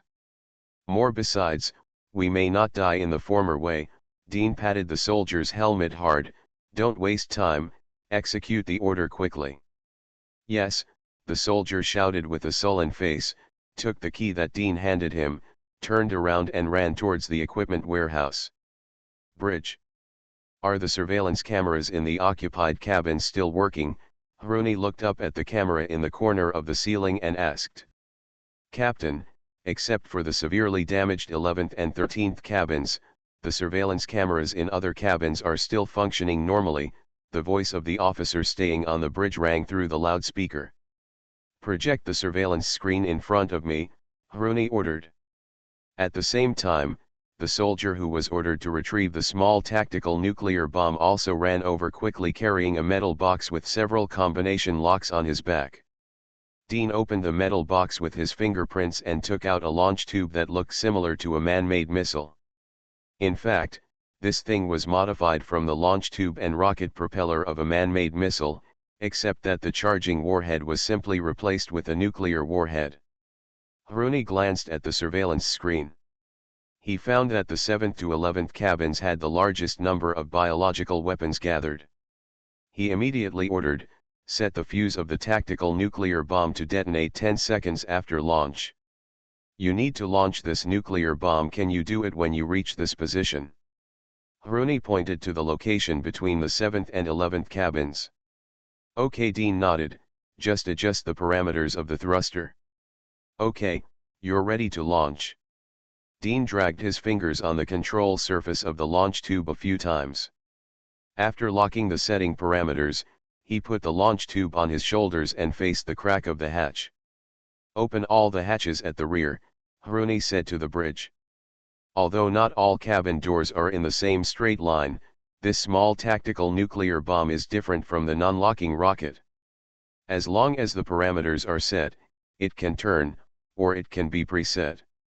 It can stop at any position and height, and even hover briefly. Launch. Seeing that Dean was ready, Rooney didn't hesitate at all. After the individual missile carrying a nuclear warhead arrived in the 7th cabin, he immediately shouted, "Except for the 7th cabin to the 11th cabin, all fire partitions and hatches are closed. The 3rd, 4th, and the 6th anti-aircraft turret and ammunition depot module are directly separated from the hull. Everyone, be prepared for impact."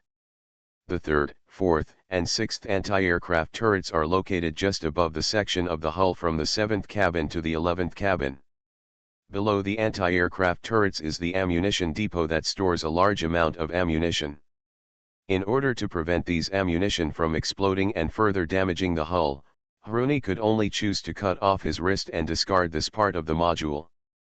Fortunately, the Shaojiang-class frigate's armament uses a modular structure, otherwise he would not be able to break off a strong man's wrist even if he wanted to.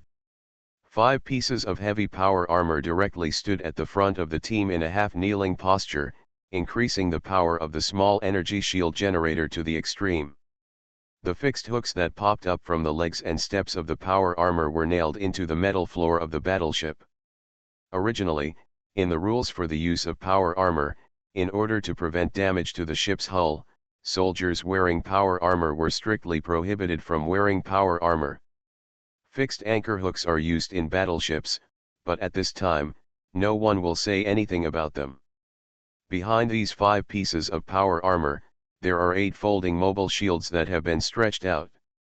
Soldiers equipped with exoskeletons use their bodies to press behind these 8 mobile shields, using their flesh and blood to a buffer layer was built. Further back, others connected the safety buckles on their uniforms with the safety rings on the wall, holding their heads in their hands and slightly arching their bodies, waiting for the coming shock wave. P.S. Let me tell you a joke. When I checked the information today to check the yield of explosives and missiles, I plan to use the relatively well-known Patriot missile as a preliminary measurement standard. As a result, I found the first popular science article in Baidu's Hizi. It comes up with the sentence, "Patriot missiles can be equipped with nuclear warheads, with a yield of 30,000 to 50,000 tons and a killing radius of 20 km. You must know that the little boy that many acquaintances built in Hiroshima had a yield of less than 20,000 tons. How can a surface-to-air missile like the Patriot be equipped with a 30,000-50,000 ton nuclear warhead? Is this anti-aircraft missile designed to deal with space battleships?" The key is that the respondent still has an official account with a blue V logo, although I don't know what kind of official he is. Recommended to be included in a selection of contemporary military blind jokes. Alien Relic Hunter. Author, Chenmi San. Chapter 811. 10 seconds was neither too short nor too long. Everyone had just prepared to bear the impact. A shock wave with terrifying power swept over them along with a searing heat wave. At the same time, there was a sound that was enough to kill everyone. A loud noise that cracks a person's eardrum. The entire Shaojiang modified frigate shook violently, stirring up waves in the surrounding thick fog. Fire mixed with metal fragments sprayed out from the middle of the hull and slapped on the inside of the energy shield, turning into tiny flashes of light in the sea of mist. Kailan finally understood why the damage to the middle and rear sections of the Shaojiang modified frigate was so serious. Except for the hardest mainframe, almost all of this part of the hull was hollowed out, and it was completely repaired by thick vines. Filling it makes it look less empty. Just like when Kailan and the others gather for grilled fish, the fattest and meatiest fish belly is usually the first to be eaten. A few old men went down with chopsticks each, and basically only the bones remained in the middle of the grilled fish, but the head and tail of the fish were relatively intact. At this time, the Shaojiang Kai was like a grilled fish with the middle part eaten away. When he saw the damaged state through the surveillance camera outside the ship, Kailan knew that Rooney had lost the bet. All the surveillance cameras inside the ship were destroyed in an instant. Nearly 90% of the combat videos divided into dozens of screens turned into snowflake screens. Only a few surveillance cameras far away from the nuclear explosion site, such as the bridge, were preserved. But the picture was also extremely seriously affected. It can be seen from the few remaining surveillance cameras that the Shaojiangkai frigate has lost its balance, and the entire ship has been submerged in the thick fog and penetrated into the tree canopy. The next second, the combat video stopped abruptly. Kailan knew that at this time, the Shaojiangkai frigate had already hit the ground. From a god's perspective, he knew the outcome. Cruni Yang and the officers and soldiers on the Shaojiangkai frigate failed to create a miracle. They only lasted a few minutes longer than another crashed high-speed support ship. The combat record has been played as the screen returned to darkness. The AI's voice sounded in the bridge. What happened after that? Kailan asked immediately. Due to the excessive damage caused by the nuclear bomb, the ship lost its balance during flight. The bow of the ship hit the bottom first, the anti-gravity device failed, and all the remaining main thrusters stalled. At 11:09 p.m. on the third day of the combat operation, crashed deep in the grey fog forest, 19 kilometers away from the Red Line. After the battleship crashed, were there any survivors on board? During the crash of the ship, the safety measures of the central control computer were triggered. The AI also fell into a dormant state, and the data after the crash was not recorded in a timely manner. Then when did you wake up again? This part of the data has been damaged and cannot be restored. Kailan exhaled heavily, and then changed the question. After the crash of this battleship, you met the captain himself. I mean, Cruni Yang himself, not someone who claimed to be Erosion's monster. I've seen it, AI replied with certainty. Captain Cruni Yang has been trying to repair the ship after returning to the ship. In addition, there are another group of officers and logistics personnel assisting him. Aren't there survivors? Why didn't you answer when I just asked you if there were survivors after the battleship crashed? Kailan asked with some confusion. Logically speaking, the thinking logic of military AI should be very clear. It is impossible for artificial intelligence to become artificially retarded. Because I cannot judge whether Captain Cruni Yang and others are still human beings, nor can I judge whether they are still alive, so I cannot define them as survivors. The AI narrated an incident in a very calm tone. Just the sound of it makes people feel creepy, and it has the flavor of a stream of consciousness horror movie. Why? The data detected by the vital sign detection equipment has exceeded the numerical range of normal humans. According to emergency regulations, they should be judged as contaminated persons rather than survivors, AI replied. Wait a minute, you just said that Cruni has been trying to repair the ship since he returned to it. Did he leave before? Where did he go? Kailan asked. Cruni himself did not store this part of the information in the ship's database. Okay, from the moment you wake up again, as long as there is no damaged recorded data, all the recorded data will be retrieved for me, Kailan said with some annoyance. Faced with an AI whose data is seriously damaged, it's almost maddening to have a conversation with someone who has intermittent amnesia. It would be better to let this AI tell everything it knows, and then analyze it slowly. When the central control computer restarted, Cruni Yang and others had already returned to the battleship and were repairing the power part of the ship. According to my analysis, they should have restarted the ship's central control computer. But the specific restart time and project files have been damaged, so event backtracking cannot be carried out, AI continued to say in an emotionless tone. Since Cruni and the others were already in the battleship when you woke up, how did you know they had gone out? There are signs that the external hatch of the ship was forcibly opened, and the protective suits they wore were severely radiated. Also, from the conversations between Cruni and others, it can be determined that they have left the ship. Are the conversation records between Cruni and others damaged? Kailan took a deep breath and stared at the virtual screen in front of him with fiery eyes. Partially damaged. Put out the undamaged part. Yes. One audio file after another popped up on the virtual screen. Kaylan counted it. Excluding those files whose data were damaged and could not be played, there were a total of 167 files that were intact, with a total duration of about 2 hours. Arrive. There are only 2 hours of audio files left. Kaylan frowned. How long is the damaged part? The length of the damaged part is only 1/3 of the entire audio file. There was very little conversation between Rooney Yang and other people on the ship. They spent most of the time working on the repair work in silence. What about the others? Where did they go? Except for Rooney Yang, everyone else is in poor health. According to human standards, they should have died long ago, but they dragged a body that should have died for many. Records the person with the shortest activity period stopped all activities after 41 hours, and all physical function data returned to 0. The person with the longest activity period persisted for a full year. AI uses activity time here instead of survival time because in its logical understanding, these people are judged as dead people contaminated by unknown things. Although they still have the ability to move, but in the eyes of AI, they are just zombies. But Rooney Yang has survived until now. No, Rooney Yang is the one who has been active the longest. From the recorded time, he did not stop all activities until the 8,765th hour.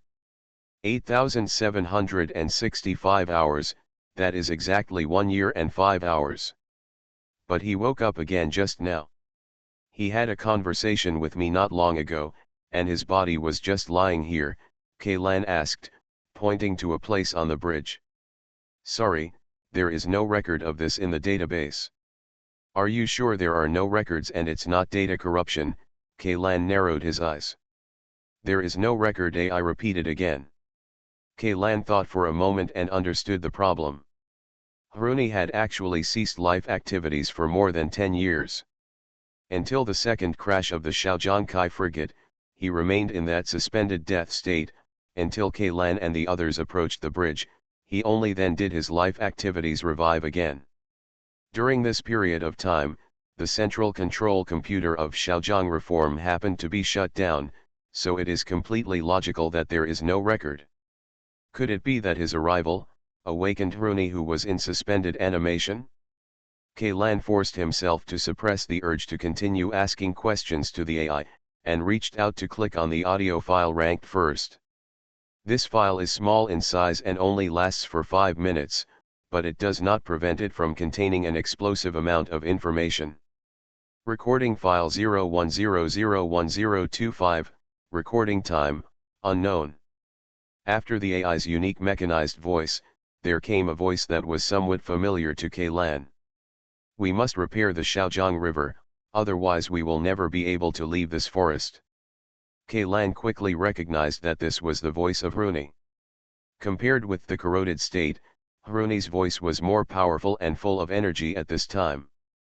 But our time, ahem, I'm afraid, ahem, not enough. Another unfamiliar voice sounded. This voice sounded very weak, and it was also mixed with fragmented coughs. But we must make the things found deep in the forest public to the world. Rooney said solemnly, I know that there are some things that we soldiers should not worry about, but I can't watch the people above.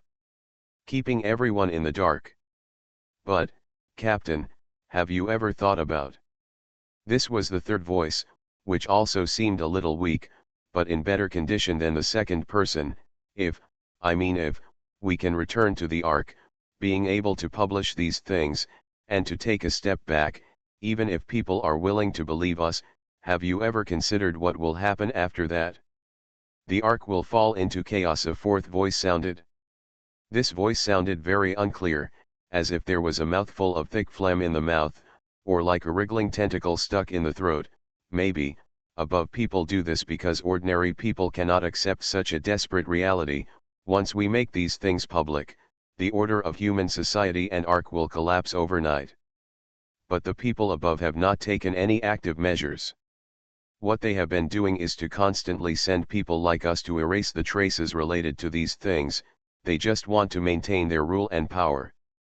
I have never considered the future of mankind. There was a hint of anger in Hruni's tone.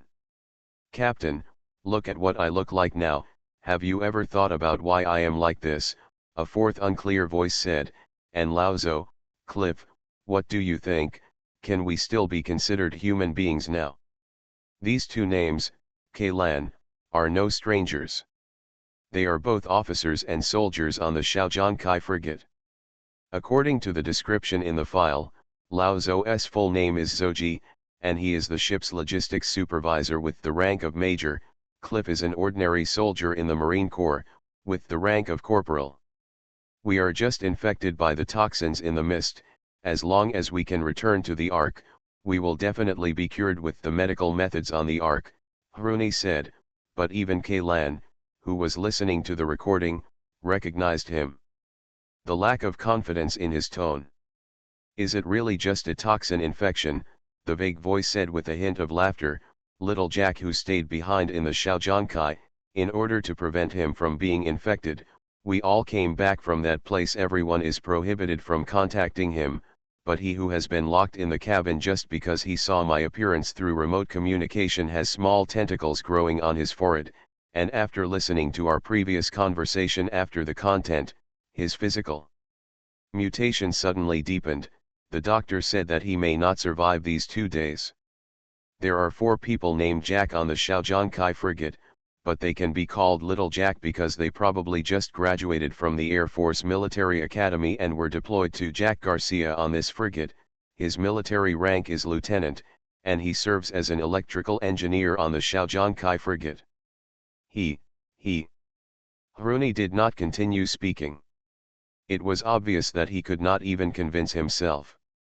Captain, you should know better than any of us that this thing is like a plague, except that the way it spreads is more terrifying than the plague. You can see it, hear it, and even know it through certain carriers. If things happen, the body will mutate. If we take this information back to the Ark, it will be a disaster. The vague voice paused and continued, of course, I don't think the people above will give us a chance to enter the Ark. At this time, the second voice spoke, ahem, I guess, also, ahem, I can't hold on for much longer. I feel like something is growing out of my lungs, ahem, this infection is very strange. Its severity seems to be random. Obviously, Captain, you are the one who has the most contact, but your condition is obviously the best among us. If we say if any one of them has the chance to return to the Ark for treatment, it should be you. You are listening to Novels at Bless Up channel. Wish you happiness and luck. Please subscribe to receive new novels. How do you feel about this novel?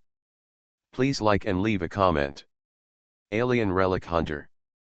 Author, Chen-Mi-san. Chapter 812. Then there was a minute-long silence, and the recording ended. After listening to this recording, Kailan fell into deep thought, and Moju seemed to want to say something, but seeing Ian's appearance, he could only swallow the words that had reached his throat. Judging from the conversations between Hruni and other officers and soldiers on the ship, they must have been eroded by forbidden knowledge. As they researched and analyzed this knowledge, the degree of erosion continued to deepen, and finally, the progress of erosion varies from person to person. For example, Jack Garcia, who stayed behind on the battleship, is a person with relatively weak resistance. He just saw a few people who were mutated by erosion, and then he himself also mutated. The progress bar was soaring all the way, and it was about to reach the limit of super eclipse.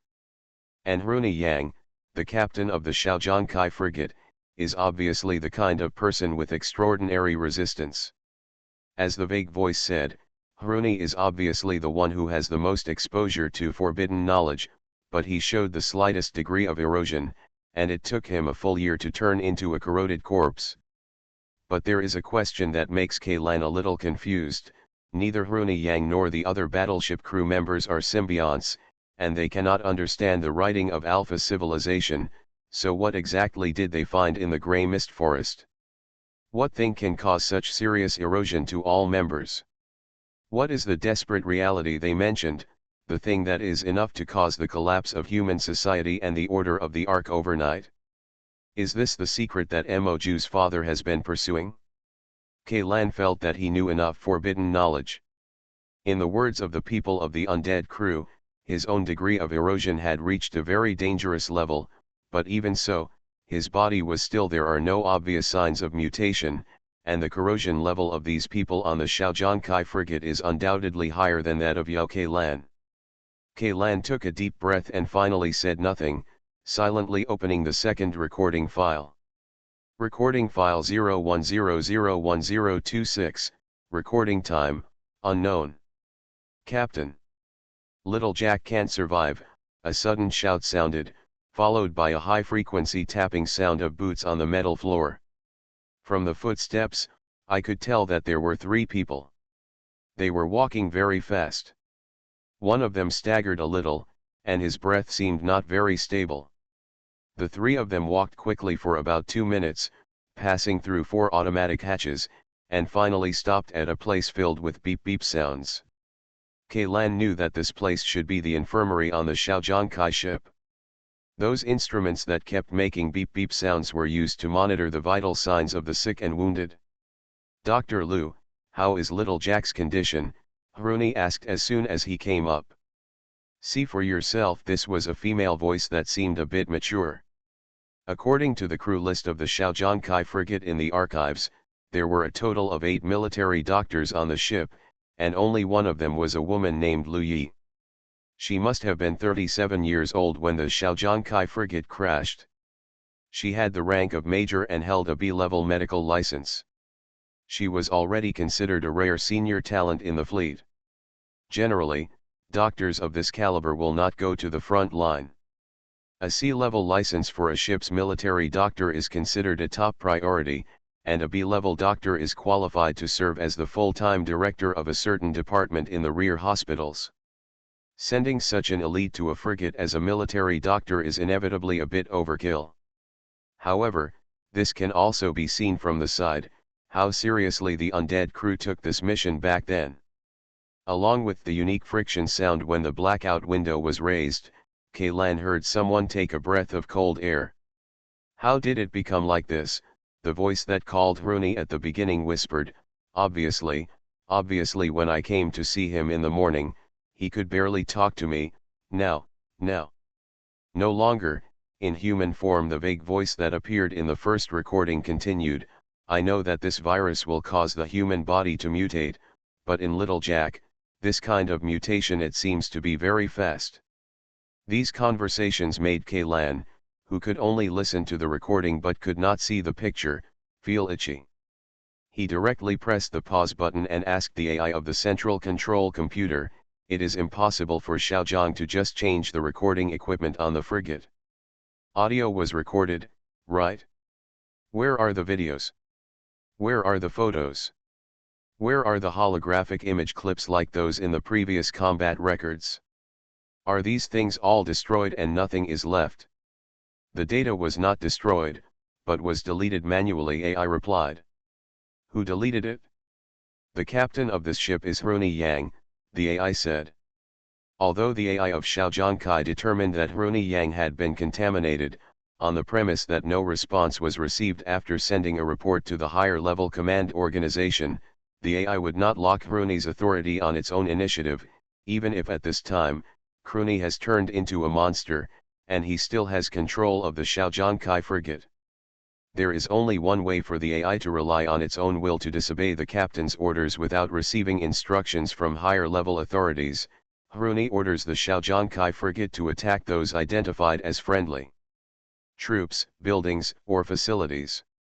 In that case, Rooney will be identified as a mutator by the AI.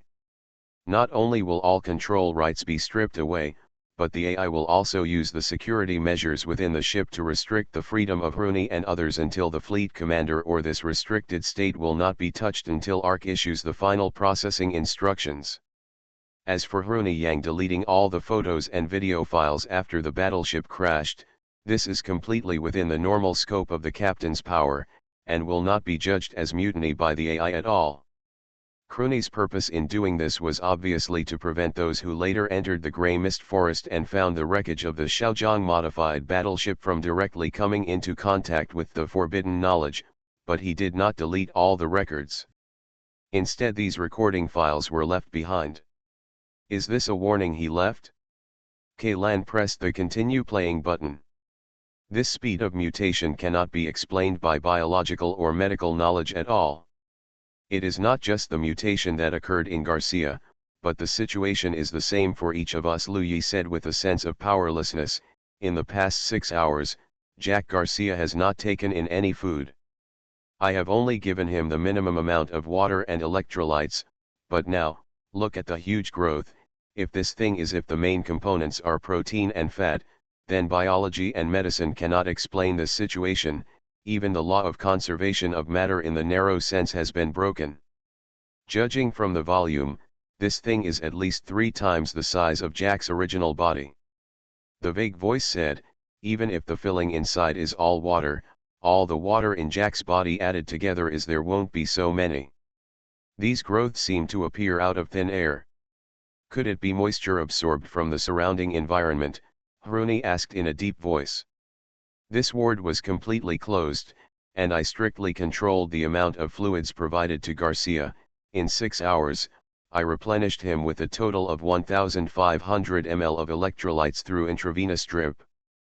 During this period, there were 2 urinations in total, and the total volume was 502 milliliter. All the urine excreted was collected through the catheter into a special container, which he could not access, Lu Yi said. No.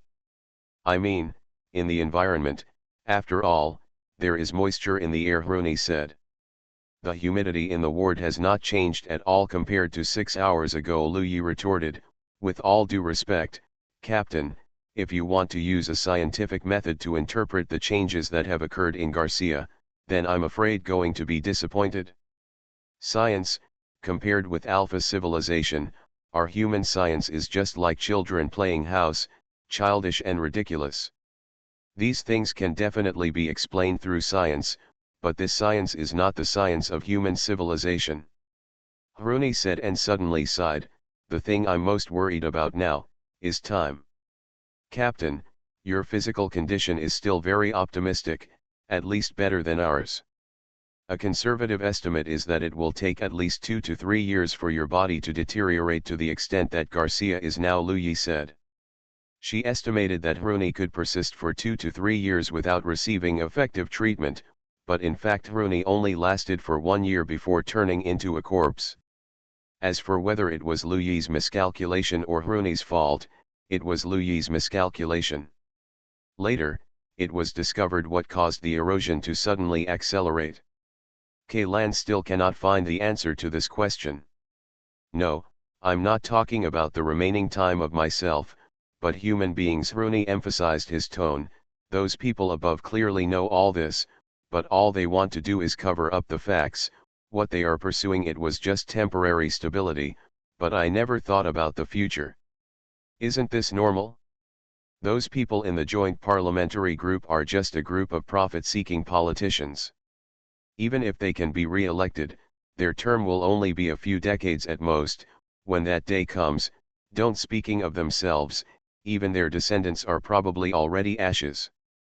There is a proverb in the old era to describe this attitude, which is called after I die, I won't care about the floods.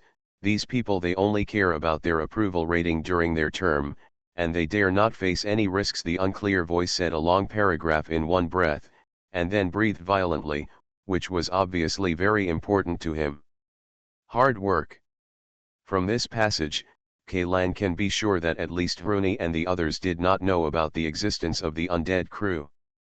They always thought that this mission was assigned to them by the joint parliamentary group, and they wanted to cover up the secrets and truth.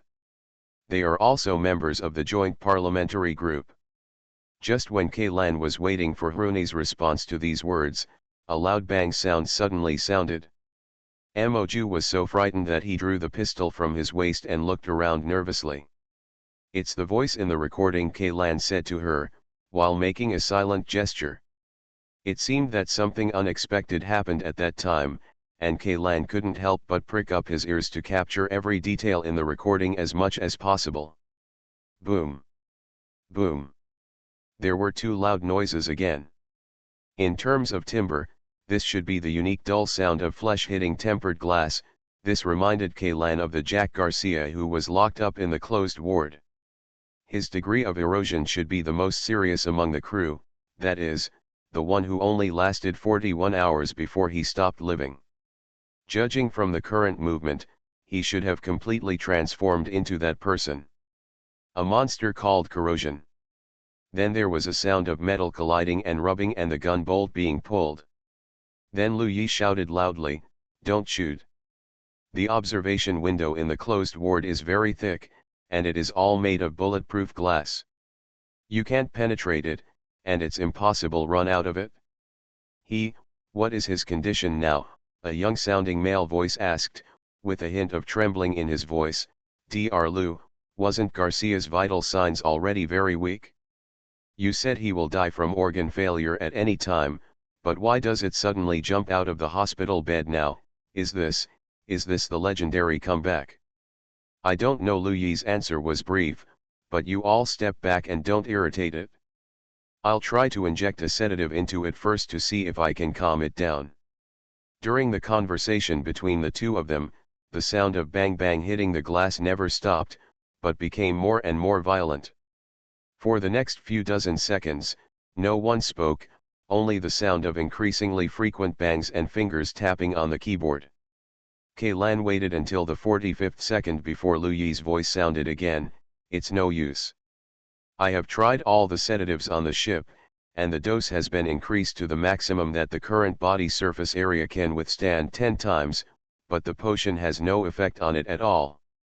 The glass of the observation window is about to be shattered by it." Hruni said slowly. "P.S. I have suddenly developed some interest in food novels recently, but with my knowledge base and experience, it is almost impossible to write a novel about food alone, but my hands are extremely itchy, and I really want to write.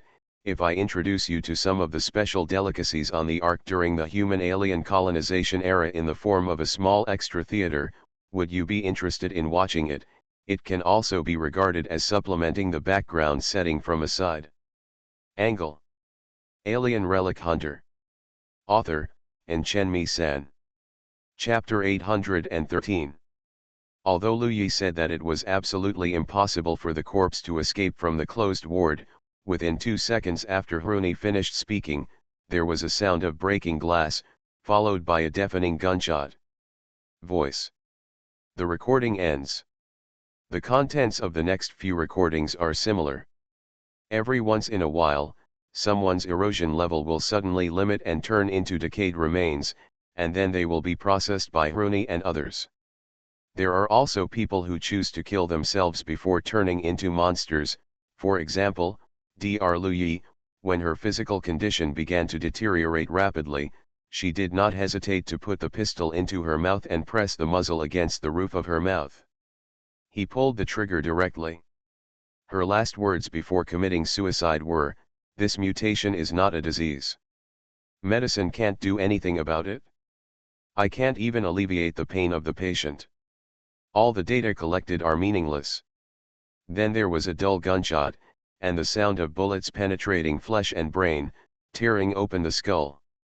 Although there was no image in front of Kaylan, he could still imagine the scene: dots of red and white objects splashed to the ceiling, and the body that had mutated into a human shape due to erosion collapsed, still warm. The blood quickly spread along the floor. Apart from Hruni, the last person to become a corpse was Lao Zhou. When he was about to break through the critical point of erosion, he used his only trace of reason to ask Hruni to help him free himself. After helping Lao Zhou fulfill his wish, Hruni's physical condition was no longer optimistic. According to his own description, there were pathological mutations in many places in his body. He could feel his physical and strength ratio.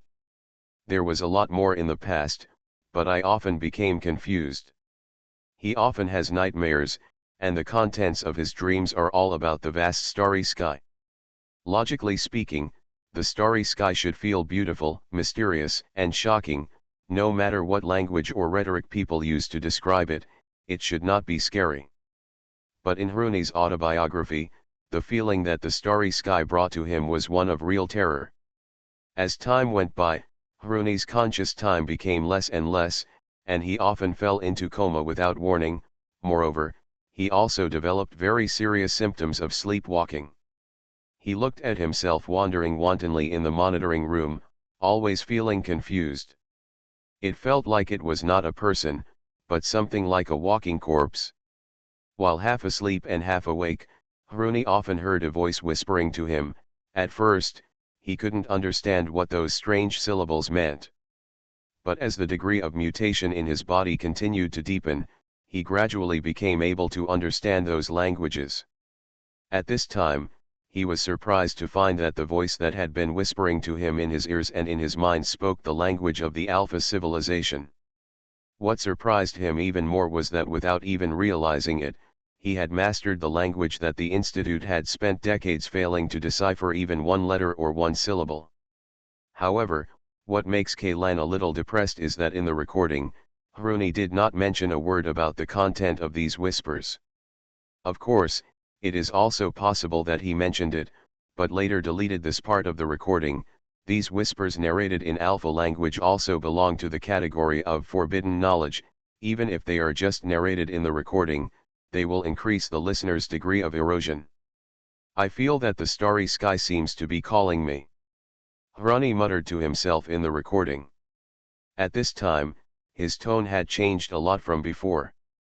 Kaylan estimated that it was Hruni. His vocal cords and other organs were affected by the physical mutation, which meant that the day when Hruni was transformed into a corpse was not far away. Sure enough, in the next recording file, after the first few minutes of silence, there was a strange-sounding sigh. I think, I don't have much time. Before I completely turn into that kind of monster, it is impossible to return to the Ark, to the world of human civilization. But even if I go back, I will be silenced by the people above. He paused and continued, perhaps I should be like Dr. Lu and give myself a break before I completely lose my consciousness as a human being, but I am not willing to do so. I think I should leave something behind, in case someone can find the wreckage of this battleship in the future. I should tell the latecomers the truth of the matter to prevent them from repeating our mistakes. Immediately afterwards, there was a 10-second long electric current noise. Before Kaylan could ask, the military AI had already answered first. The data of this recording is not damaged. All of this was edited by Hruni Yang himself. Dropped. No, I can't do that. If I tell these things to those who come after me, they will become just like us even if they don't do anything.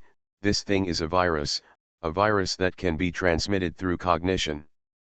Only by closing your eyes, plugging your ears, and remaining silent, can you have a slight chance of surviving. I don't know if forgetting those things can alleviate the symptom, but I can't forget them at all. As soon as I close my eyes, those things will come back like a nightmare. They will haunt me all the time. It would be nice if there was a memory erasing device invented by the Institute on this ship. Perhaps, Lao Zhou and the others are right. These things cannot be made public. Human beings are simply not qualified to fight against them. How can we do it if they fail? My waking hours are getting shorter and shorter every day. I see myself in the video like a ghost, wandering around the battleship to my destination. I don't know what I want to do, and I don't know that either. What exactly does the voice want me to do? The whisper in my mind is getting louder and louder. This voice seems to come from the starry sky. It seems, as if it wants me to merge with the starry sky. How is this possible? I can't resist that force. I can only use external objects.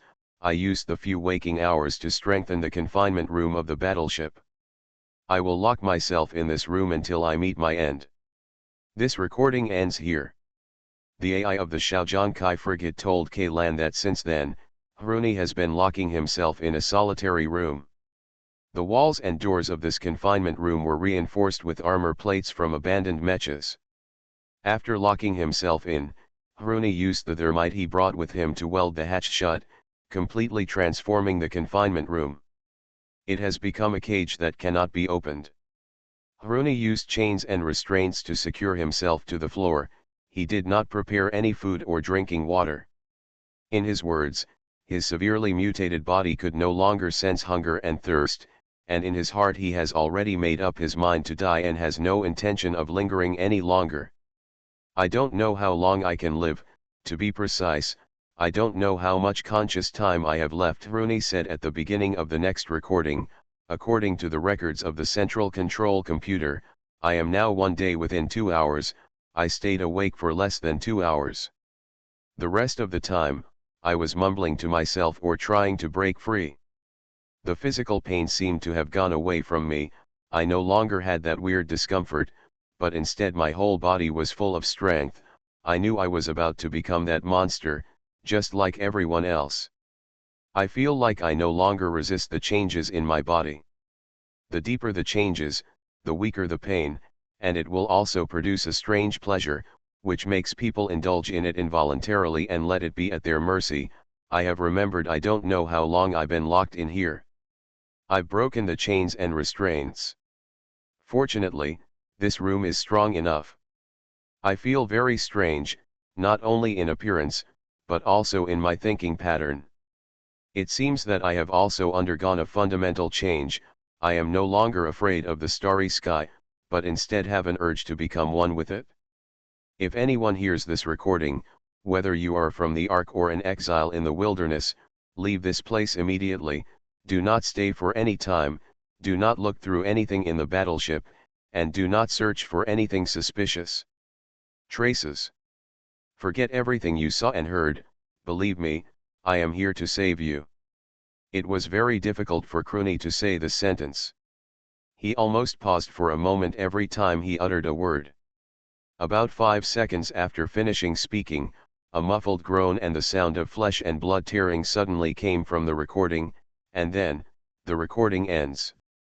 This is the last recording. Why is it gone?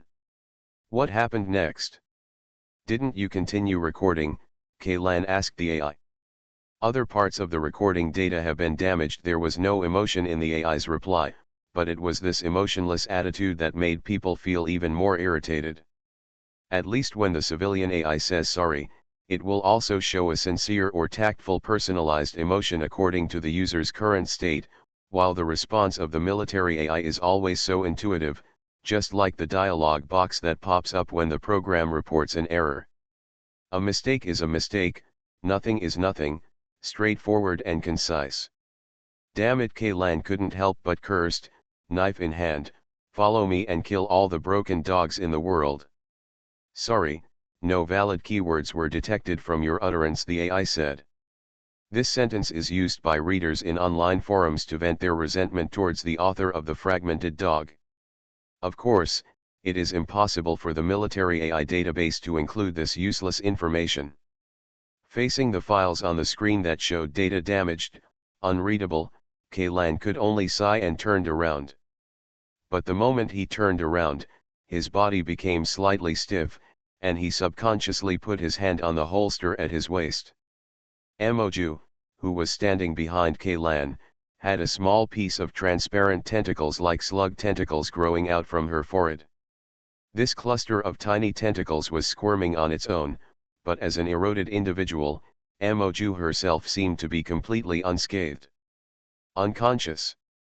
What's wrong? The way you look at me is so strange. Emoju also noticed the strangeness in Ian's eyes, and reached out to touch his face in confusion. It was okay not to touch, but a drop of mucus dripping from the tentacles fell on the back of Emoju's hand, making her stunned for a moment. She raised her head and looked upward. The ceiling of the bridge was also made up of external surveillance screens, but now she could only see thick gray fog, and the visibility was basically zero. What is this? Emoju originally planned to reach out and wipe the drop of mucus on the back of her hand, but the next second she realized that this operation was very unprofessional, so she retracted her hand and took out a stick from her pocket. Test tube. Is this liquid dripping from above? but when I look at the screen on the ceiling, it seems very dry. Moju put the drop of mucus into a test tube, thought for a moment, and handed the test tube to Kaylan. This thing should be safe. I don't feel any discomfort on the back of my hand, and I have no signs of poisoning for the time being. Moju said nonchalantly, the only thing I feel now is that I'm a little thirsty, but it seems like I haven't drank water for a long time, which should be normal. Kaylan did not have a conversation with Moju, nor did he reach out to take the test tube. During this series of processes, he stood still and silently observed the latter. What's wrong with you? Moju said with a guilty conscience, why have you always been? Kaylan shook his head with complicated eyes, I'm fine, but you can try to reach out and touch the corner of your forehead. Remember, no matter what you touch, you must stay calm. Moju's expression suddenly changed. She stood motionless in place for a few seconds, and then she carefully stretched out her right hand and touched her forehead. When her fingertips touched those wriggling tentacles, she quickly retracted her hand and her face became paler. What is that on my head? You can see for yourself, Kaylan said. See for yourself? Oh, right.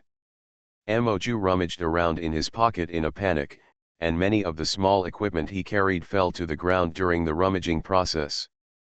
But at this time, Moju had no intention of paying attention to such things. She just wanted to know what happened to her. Finally, she found a mirror. She took a deep breath and raised the mirror, even though she was mentally prepared. When she saw the tentacles growing from her forehead, the mirror in her hand fell to the ground. Am I being parasitized by something? These wriggling tentacles were like an independent life form, and Moju's first reaction was that they were foreign parasites. If it's parasitism, it would be easy to deal with. I'm afraid you have been corroded.